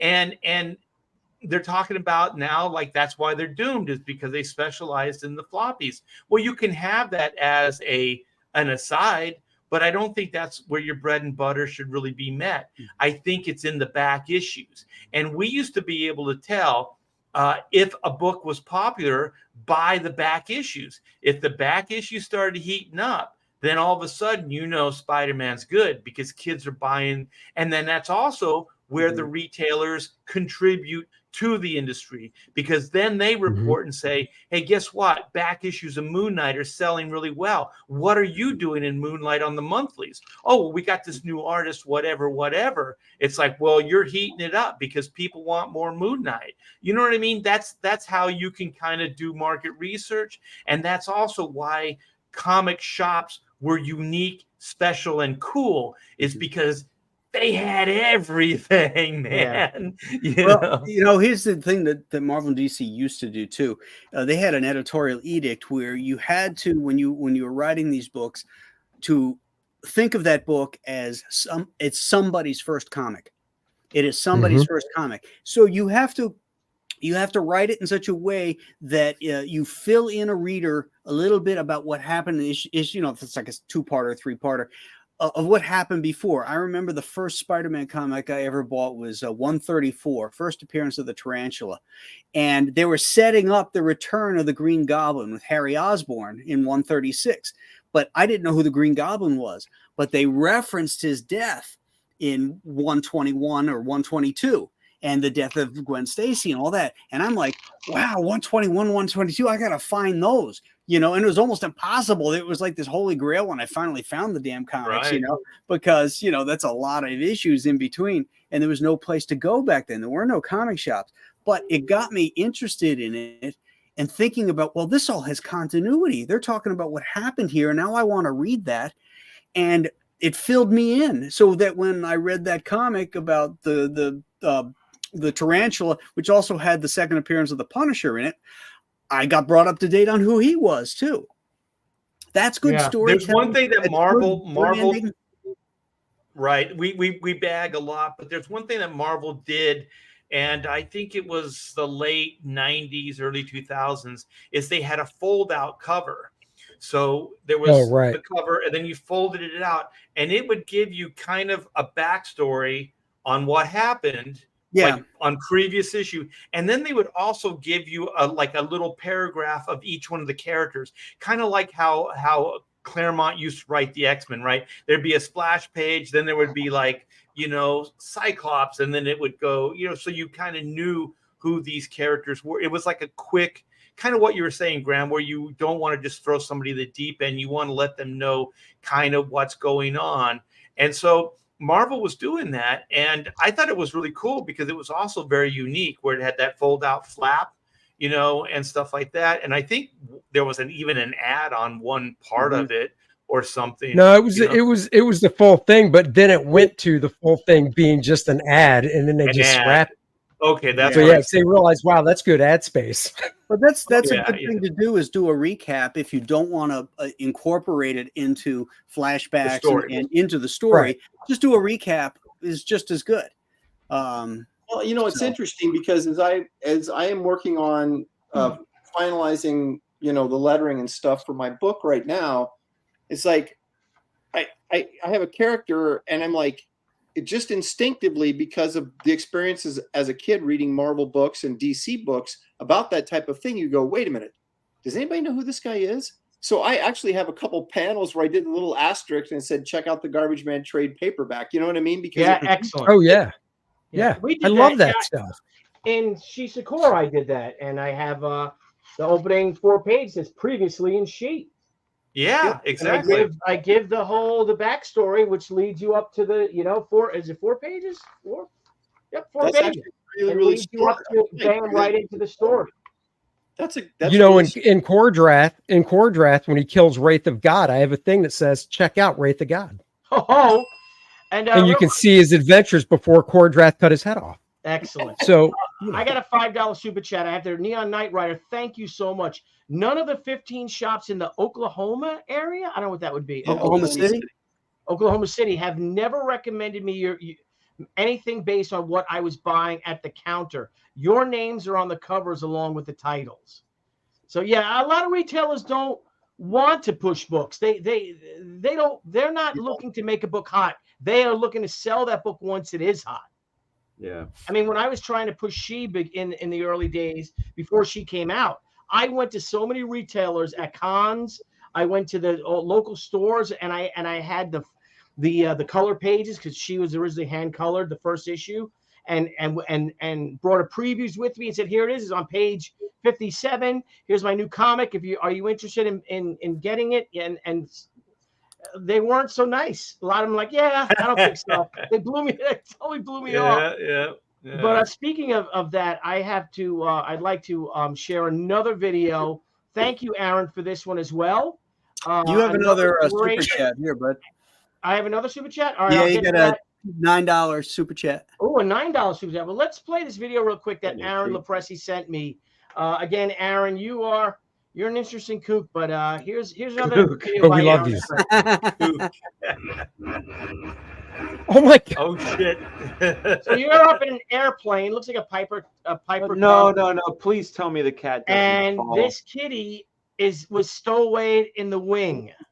Again, Oh, Jesus! No. So let's That's just one of those kids. let's see how many lives this cat has. No, dude. Are you kidding me? The cat doesn't die. It shits all over that person because it's so scared. Oh, I've seen this. Yeah. Hang on, let's start again. Sorry. Come on, God's sakes. Should have like the horse come in and eat that guy. Oh, God. But you're not going to need a horse for this one, Aaron. Oh no. A few minutes before, that cat dragged an alligator out. No, poor baby. Look at that kitty, Oh my man. God! Oh, good. Don't. Oh. He jumps off and gets hit by the spinning blade.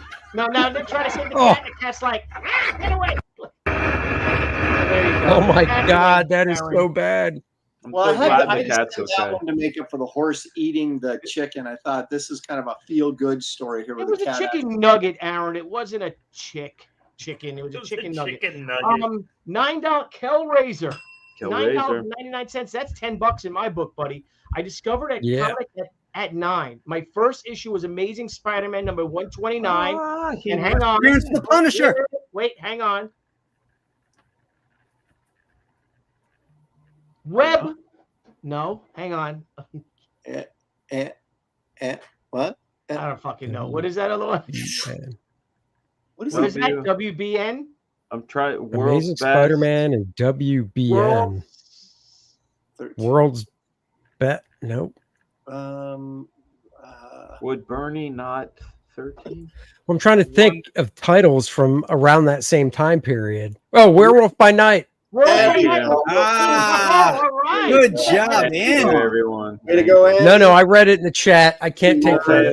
Oh, okay, excellent. It was like Christmas to go to the drugstore and see all the new comics on that spinner rack. Yes, it was. Yep, it was. You used to get so excited every week when those things came out, and you're just like, "What's going to be?" You didn't even know what was going to be there. It was great. I'll tell you what flipped me out at the supermarket is seeing those dollar books, those treasury editions up on the news rack, and I was like, that is the biggest comic I've ever seen.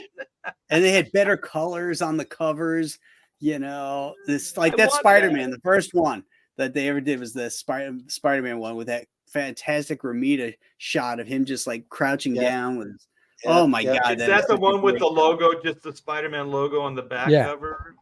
Yeah. It's no, on the back cover is his Spider-Man Peter Parker face.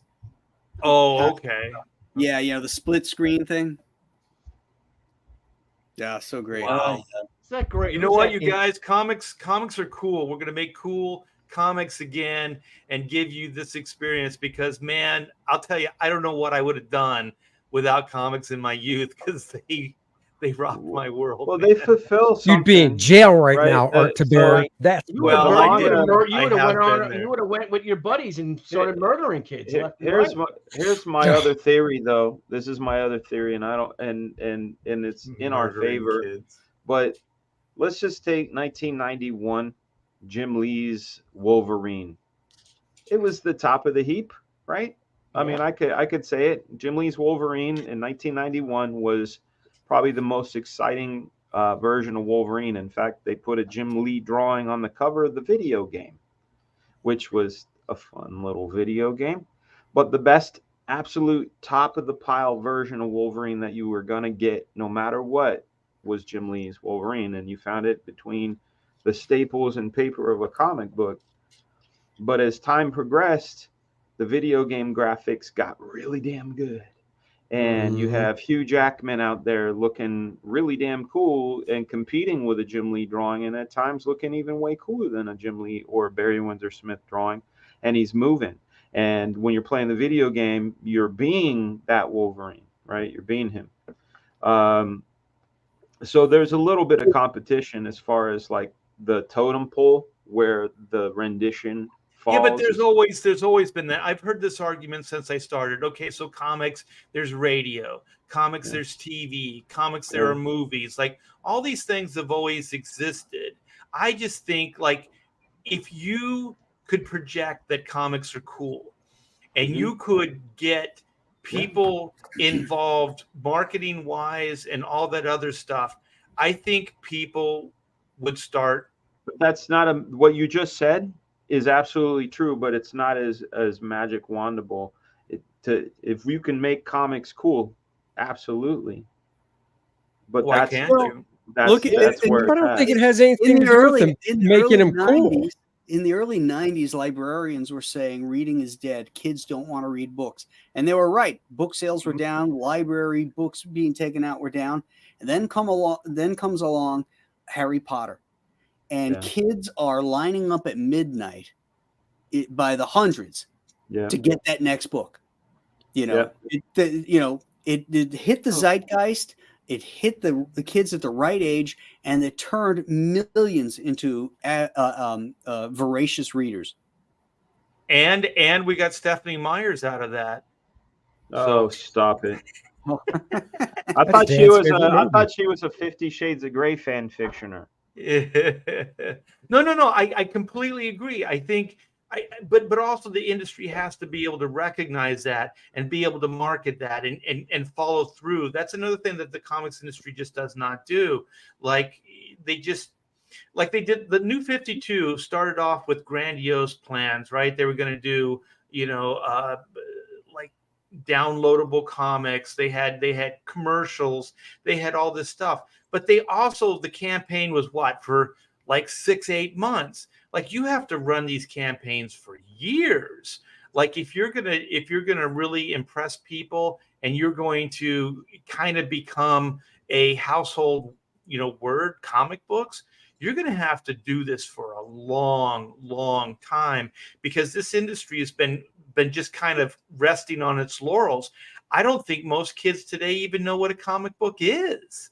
You know what I mean? Like that's how bad at marketing and selling these companies have been. They don't even know what a comic book is.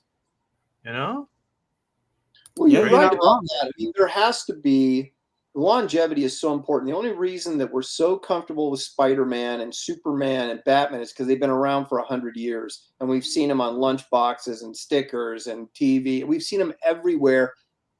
And even if you don't even know what comic books are, you know what those characters are. And that's part of it, is being around long enough to sustain something and to create a buzz about something. That was always sort of the ridiculous thing. And I understand the economics of it, but like launching a new comic book series, Marvel or DC, I'm talking about, they would launch a new series, and if it didn't sell well enough after 8 issues, it was canceled. And you're like, you got to leave it. You got to suck it up for 3 or 4 years until it's a regular thing and people start to accept it, right? Yeah. But they were never 100%. Willing to. Maybe they didn't have the money. They don't have the patience for it. They just look at the sales sheet and they're like, oh, it's been 6 months. It's not going anywhere. No rebirth. Rebirth. And also have realistic expectations of what it was. I remember when Marvel mandated it was either 30,000 copies or 50,000 copies. So Hack Shack Studios were doing with Jaime Mendoza's help, we're doing like 4 or 5 books a month, right? So Jaime's doing Heroes for Hire, great book, but it went under that quota, right, to be canceled. Well, I started thinking about why? This book has an audience. This book is selling. It is making people, happy. It's entertaining them, and it's making some money. Just what are your expectations? Do you think Heroes for Hire should sell the same as X-Men? If so, then you're being unrealistic. So I think when you launch books like Supergirl versus Superman or whatever, I think you need to have expectations that this book just isn't going to do as well as your number one book, and then structure it appropriately, like financially, like, okay, it's going to sell about this, so then we need this team on it, or we need to spend X amount of money to be able to make this thing work. I just didn't see that kind of, effort being put into these books. They just canceled them. Well, and there wasn't the saturation in the market that there is now too. I mean, it wasn't like Marvel was not releasing 300 titles, a month. True. You know what I mean? It was like, how many books were they had? Like, what did they have, Graham? Like when DC was distributing them in the 60s, would they have 10 books a month, maybe? Oh, and, yeah. And even in the 70s, they didn't. What did they have? 25 titles, maybe? If that. And yeah. So now you've got, if you take all the publishers and along with Marvel and DC and all the publishers and all the indie comics that they notice, because they're not even taking into consideration our indie comics, but they have like what, a top 300. I mean, that's freaking unbelievable to me that they're trying to sell 300 comics a month, separate comics. There just isn't, the audience isn't there for that. So you have to like bring down your line so that you're more focused on certain characters and a certain story arc or whatever it is, so that you can strengthen your company. But it was easier to do that when it was just Marvel and DC. But as soon as big corporations bought them, now it's like they talking, tens of millions or hundreds of millions of dollars, and they're just not going to generate that kind of. So then now they get pushed to the side and they say, well, these aren't making us any money, so they're not going to put anything into them. And that's kind of where we're at with Marvel and DC, which is creating the opportunities for us. Yes. I have a question circling back on something you had said, and this one's for Graham because I feel like you're the most informed. Black Hawk, Phantom, Buck Rogers, Zorro, Doc Savage, those were like big time heroes, right, of their time? Sure. Yeah.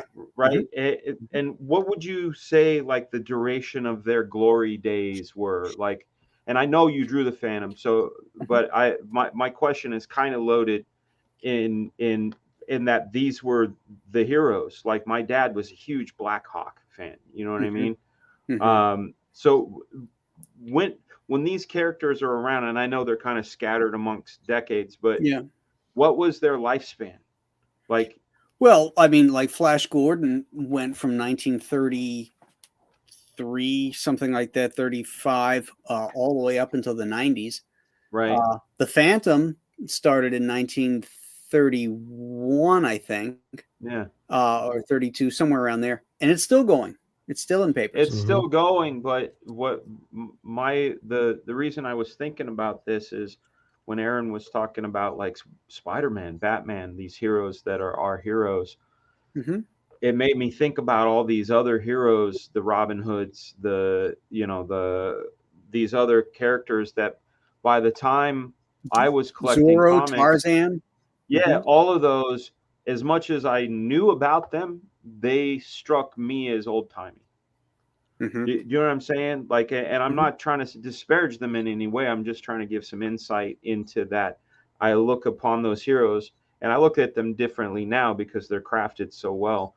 But like, as far as like, I wanted Wolverine. I didn't want Doc Savage. Right. Well, again, that goes back to that, that's my father's Buick. Right. Where, you want to discover the new stuff that is your generation's thing. Right. There's the always characters, the Supermans, the Batmans, at least for all of us, they've always been around for as long as we've been alive. Those characters have been around. Yeah. Tarzan, Flash Gordon, all of those, Doc Savage, the pulp characters, they've been around.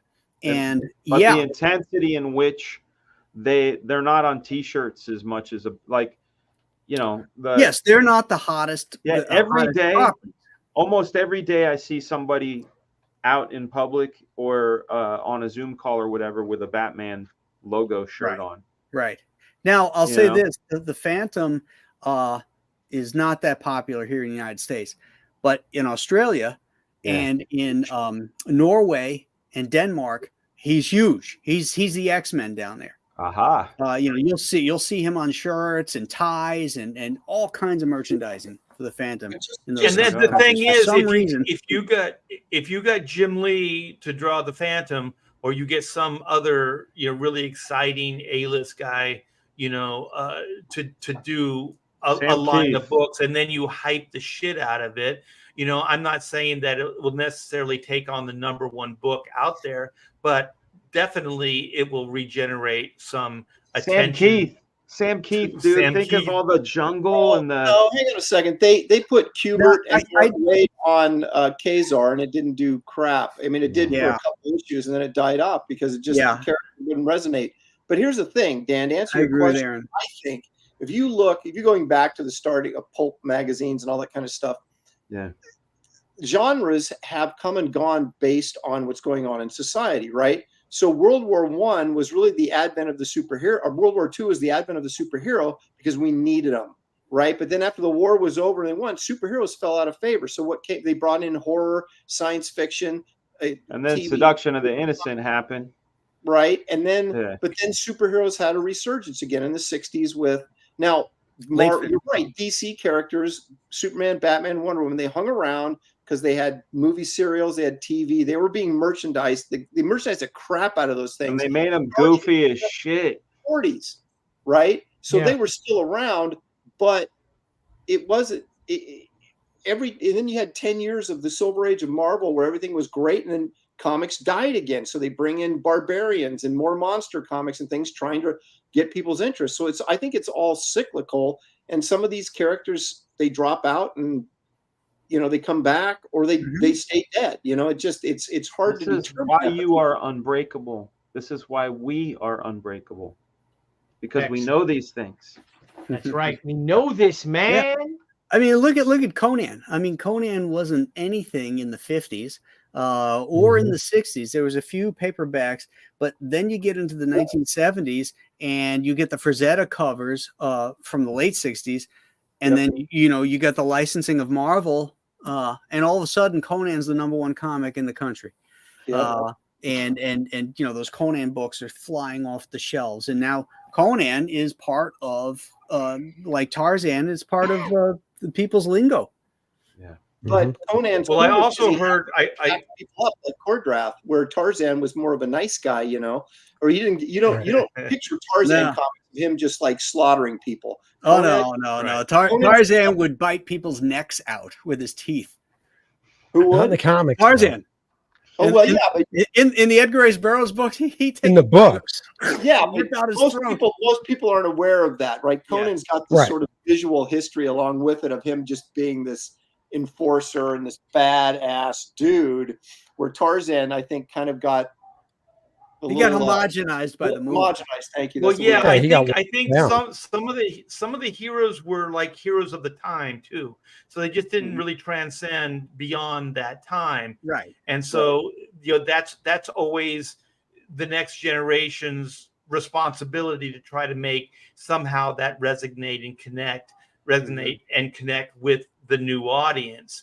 And that's been ongoing. But I also heard it was a music historian, rock and roll, and we were talking about, like, you know, the Kinks, you know, they have a library that goes beyond, like, you know, most musicians. Why aren't they as known as like the Beatles or the Who? And it's because they haven't stayed relevant. And I don't mean like making new product and stuff.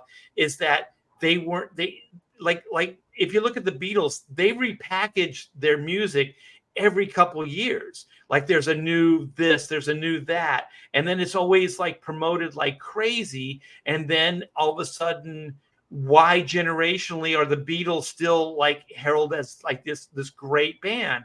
Well, because they kept putting stuff out there in front of people in an important way.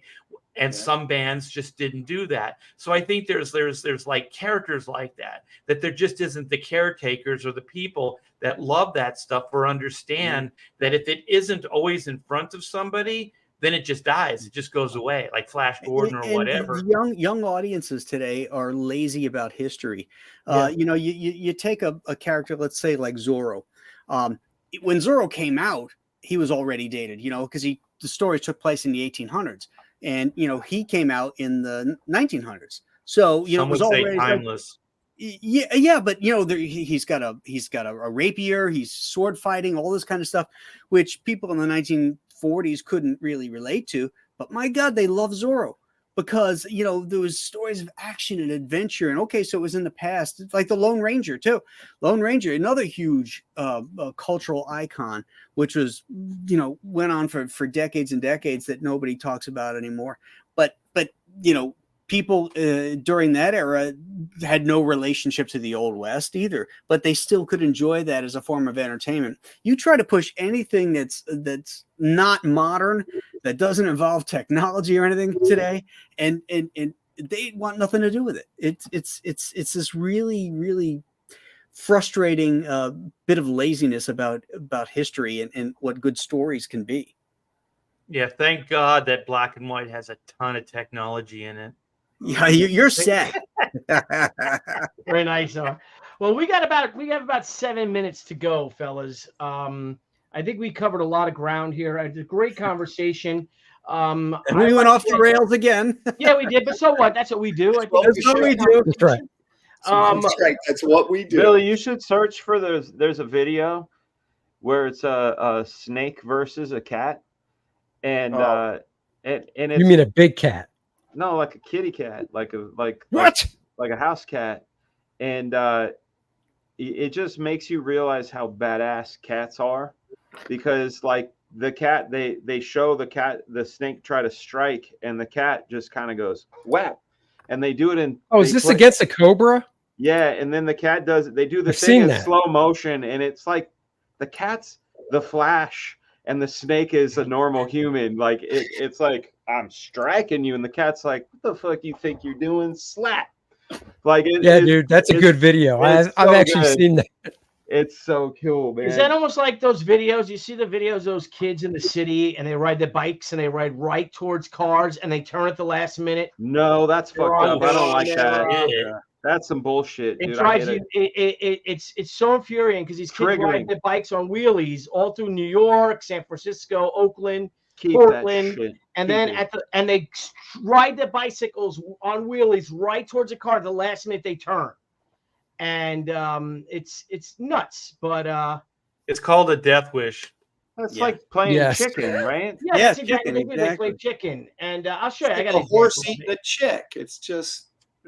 It's wrong, right? So I got. Let me share this video. It sounds like something lost in translation, though. You know. No, so here it is. So here's these kids, and they ride their bikes. See, so here's New York City, and he just rides. Park. Yeah, exactly. Wouldn't you just want to speed up if you were that car? You do. You just want to, but you know. But what if I'm the driver and I swerve the same way he does? You know, right? Right. But they're menaces, these kids, and it's rampant. So here's a little video. There you go. Oh! There you go, asshole.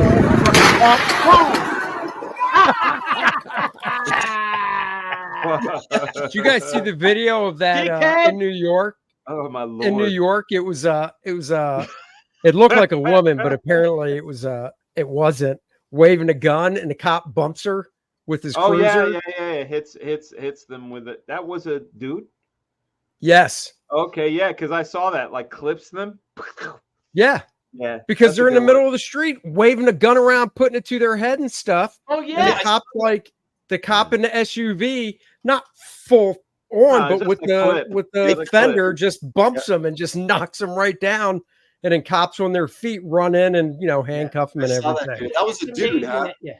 That was a dude, yeah. That was a dude playing a chick that was playing a dude. Right. You guys, that was a white dude playing a black chick playing a dude. What? I'm confused.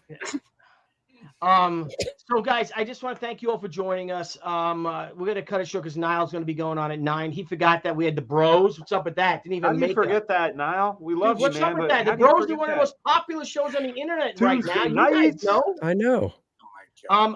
If you guys could queue up your campaigns a little bit, we'll go a little bit late. I'd like to share something with us. Here you go, Senryaku, if I may, and if you guys can queue your stuff up. I have She Senryaku, guys. Is it Sharon? Excellent.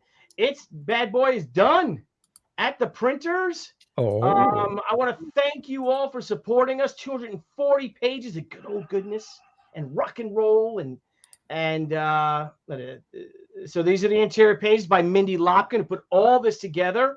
Thank you guys. It's a gorgeous book. You see the original art, and yes, there's a lot of centerfold type. You know, it was the 90s, right? Hey, so, but you see the original artwork of the introduction of the regular pages. Bios on our creators, Jim Lee's. It's a lot. This art that's never been published before. 240 pages. It is going to the printer. It's already there. So, we're going to start fulfilling this bad boy in a few weeks. Thank you guys for all supporting us. The original page, Jimmy and Joe's. You see the blue lines. You see that Jimmy used like a red here for the color hold. Just great stuff. I thank you all for supporting us. And you guys are the best, man. Shi Senryaku. It's done. Filled in looks great. Aruma. So thank you guys. Andy Smith. I see Mr. Andy Smith pulled something up. You damn right. Chordrat the Reckoning, guys. It says 85,770. We are over 90,000 with the Kickstarter we ran. Working our way to 100 so we can unlock that last stretch goal of the 4 pages of Bud Root Lilneth story. Dude, he shot over the layouts, partial inks of page 2 and 3. It's a 2-page spread. I shared a little bit of it on Twitter. I didn't want to share the whole thing. So definitely check that out. Get us there. It will be an 80-page book at that point. And I started doing, putting together the oversized black and white hardcover artist edition, and it's not 88 pages, it is 96. Nice. So let's just get down to it real quick. Where is it? There it is. So this bad boy is actually going to be 96 pages. It's got all the covers. I had to do some new spot illustrations for the game module, so they're in there. Just a ton of their original art. I've done almost all of it, actually. So go check that out. Looks great. T-shirts and stuff should be coming in a few weeks, so that's good. And I started off the stream. If you want the Chordrat Frosty mug, head on over to my website, Andy Smith Art. Oh yeah, go brother. AndySmithArt.com. Nice 16-ounce hefty mug. Put it in your freezer so you can have a nice cold one with your favorite beverage. And not that Japanese beer that Dan likes, a real beer. And with sushi, come on. Whatever. And go get yourself a nice Frosty mug or an Astonishing Comics hat. Look at that, beautiful. Look at you son of a many bitch. Different colors to choose from. And you can order it now, and it'll be shipping to you. So there you go. Thank you very much. You for that. Thank you, buddy. And we got a super $5 super chat from Mandy Summers. You didn't have to do that. Thank you. Love you too. Love Bug. Love the Brofessionals. Total legends. We love you too, Mandy.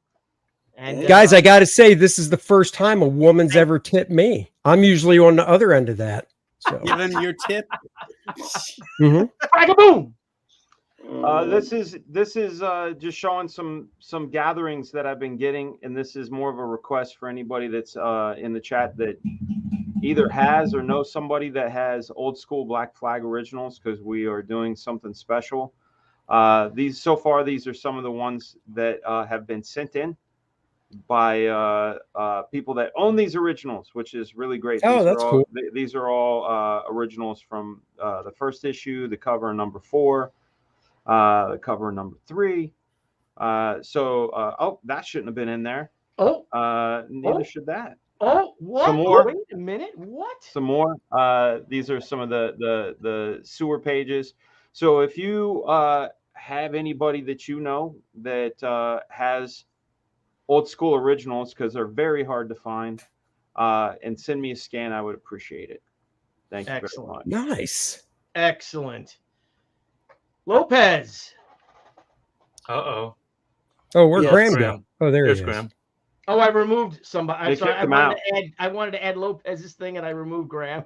Nice. Well, You do what you can. Whoa, how close you to 150, 49? So close.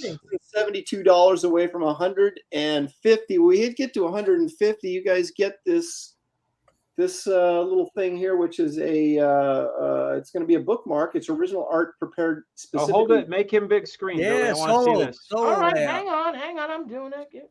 Yeah, don't knock me out. There you go. So Get Lopez.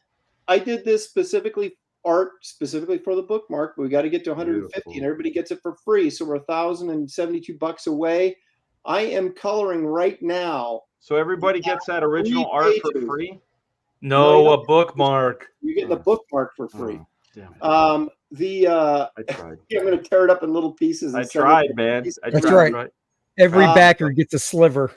That's right. So I'm That's an idea. The last 3 pages of the Kit Carter backup story, and this book is finished. I am hoping, I'm not promising, I'm hoping to get this by the end of next week to the printer. So we shall see, but it'll be close to that. And then I'll be launching my Kit Carter graphic novel right after that. But rad. So nice. Help me get there.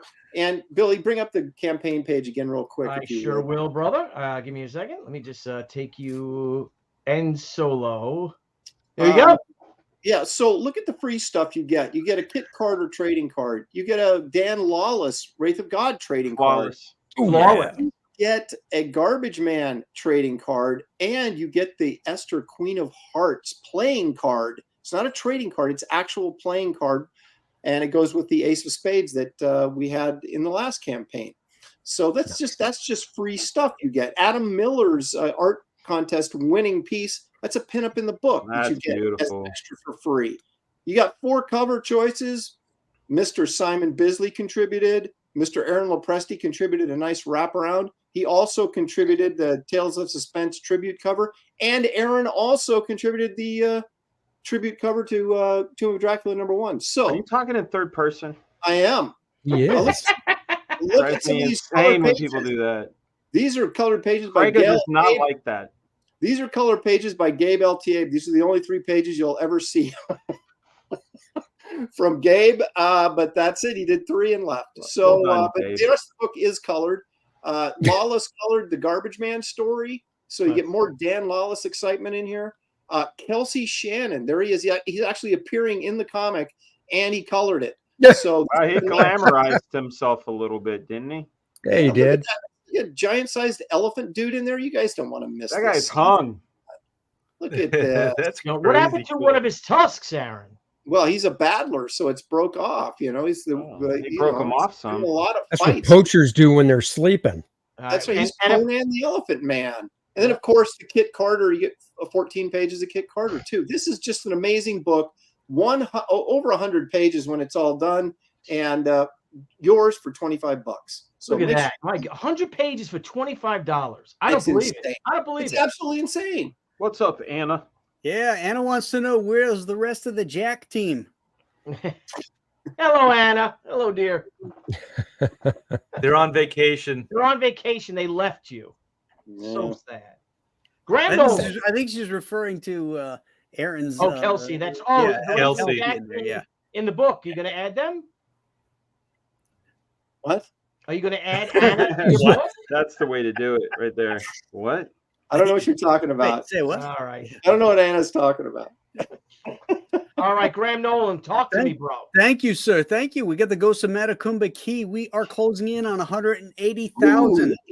2,300 backers. I've been working this thing like a Russian pole dancer the last few weeks, and people are reacting. They're coming on board. I'm only 16 pages from finishing the main story, so you don't have a lot of time now to get on board and get your copies, because at that point I'll probably be taking it down when I get the actual artwork done. So you want to get in on that while you can.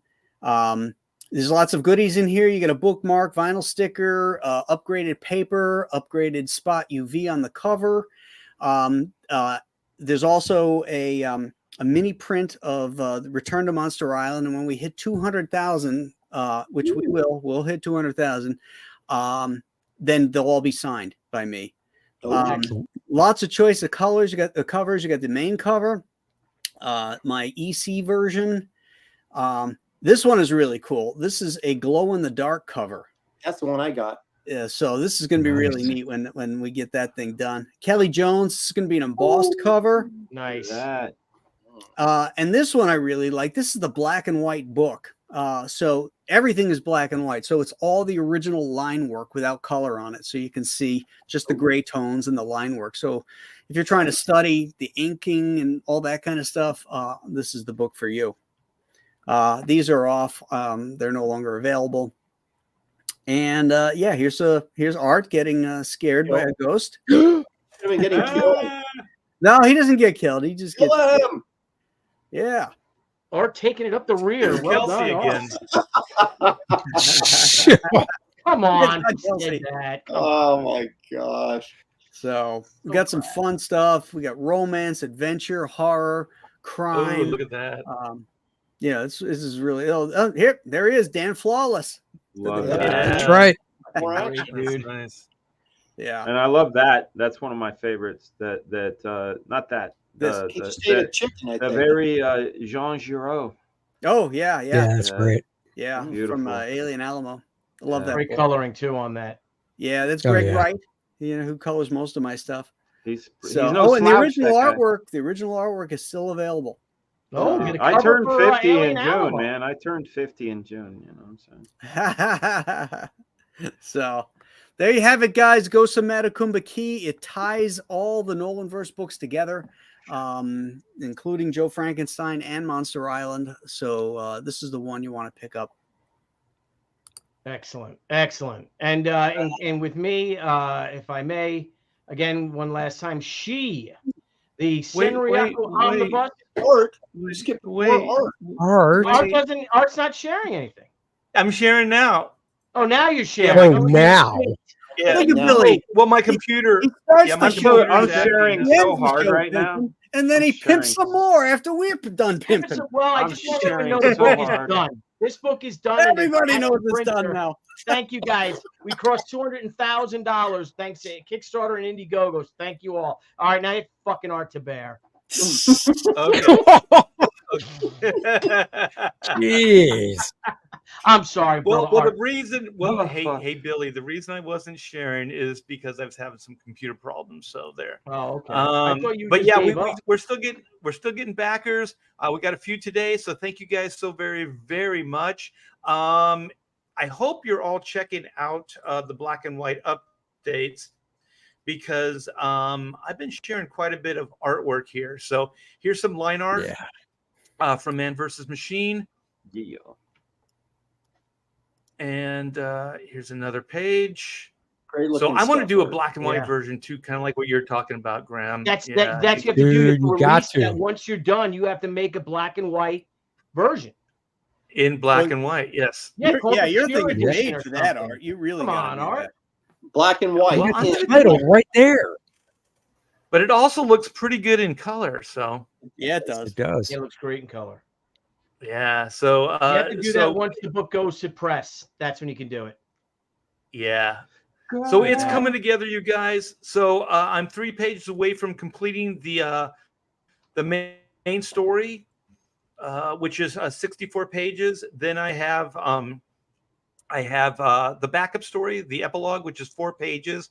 I have 2 of those already penciled, and so I guess that's a total of 5 pages that I still have to do to get the book. But 3 pages away from getting the original or the main storyline done, and so. Yeah, it is just every day I get to work on this is a pretty amazing thing. I do appreciate you guys letting me giving me the time to do this. I think we're about 3 months over the time that we initially gave you guys. So I appreciate that. And we're looking at September for the book to be done. And hopefully by the end of the year, we will be in full fulfillment mode. So we're looking forward to that. High Octane is done. It's all penciled, inked, lettered. Most of the stuff is all done. It's just the main book itself. We got the volume 1 is already printed up. We got a bunch of stuff already printed. We have all the stretch goals are already printed. They're all made up. We have the Keshi figures. We have everything pretty much done already. So just kind of waiting on the book at this point in time. So once again, thank you guys for all the support, and we'll keep continuing, keep rocking, and man, when that book comes out, I'm going to be so relieved, and I hope you guys enjoyed the hell out of it because I had a great time. And then on to volume 3. Yes. I hear volume 3 is titled Black and White. I hear it's black and white gender bender where black and white swap genders. Is that true? Oh. It is true. That's exactly. We're going for some ESG points, and we're gonna start selling stock. We're gonna go investments, and you have to change it to black and gray because that's too divisive. Black and white. You got to go black and gray. I think you do. We don't want the white part of the black and white. That's right. Yeah, that's out. Get the white out of there. That's racist. How about black and brown? We have several books among us that are going to be fulfilling here in the fall and winter. So you guys are going to be getting bam, bam, bam. You're going to be getting big holiday cheer coming your way. That's right. That's right. As the Brofessionals deliver. Mm-hmm. And I'm going to say, guys, thank you all for watching us. Please smash the like, hit the subscribe button, hit the bell if you want to get notifications. 2 things. But the Pop XP is not ended. Niall Scala is going to have David Spurlock on right now. I bet you he's live on this channel somewhere else. Hey, David Spurlock is keeping the torch lit for guys like Wally Wood and Steranko and Frazetta with his Vanguard Publishing. If you guys like old school, fantastic old school art, Dave Spurlock is the guy that holds the keys to a lot of it. Absolutely, sweet, man. And he's a wealth of information, and it's got some great stories. And before I take us out, I'm just going to say, in a world, Graham Nolen, of alligators. Hang on, let me close that out. I got to scroll off again coming in. In a world of alligators, be a jaguar. Oh, snap. All right, guys, thank you all for joining us. Comics, instead of comics broke me, comics made me. You guys rock. Boys, hang out for a second. I want to talk to you guys about something in the after show, and we always do. Yeah, let's get my video and we'll say goodbye. So bye-bye. Hey everyone, thank you for joining us on Pop XP. If you haven't already, make sure to click that subscribe button and also click the bell for notifications when we go live and we upload some awesome new content. Also, don't forget to head on over to Twitter and follow us at the Pop XP and over on Instagram at the Pop XP. Thanks again, everyone.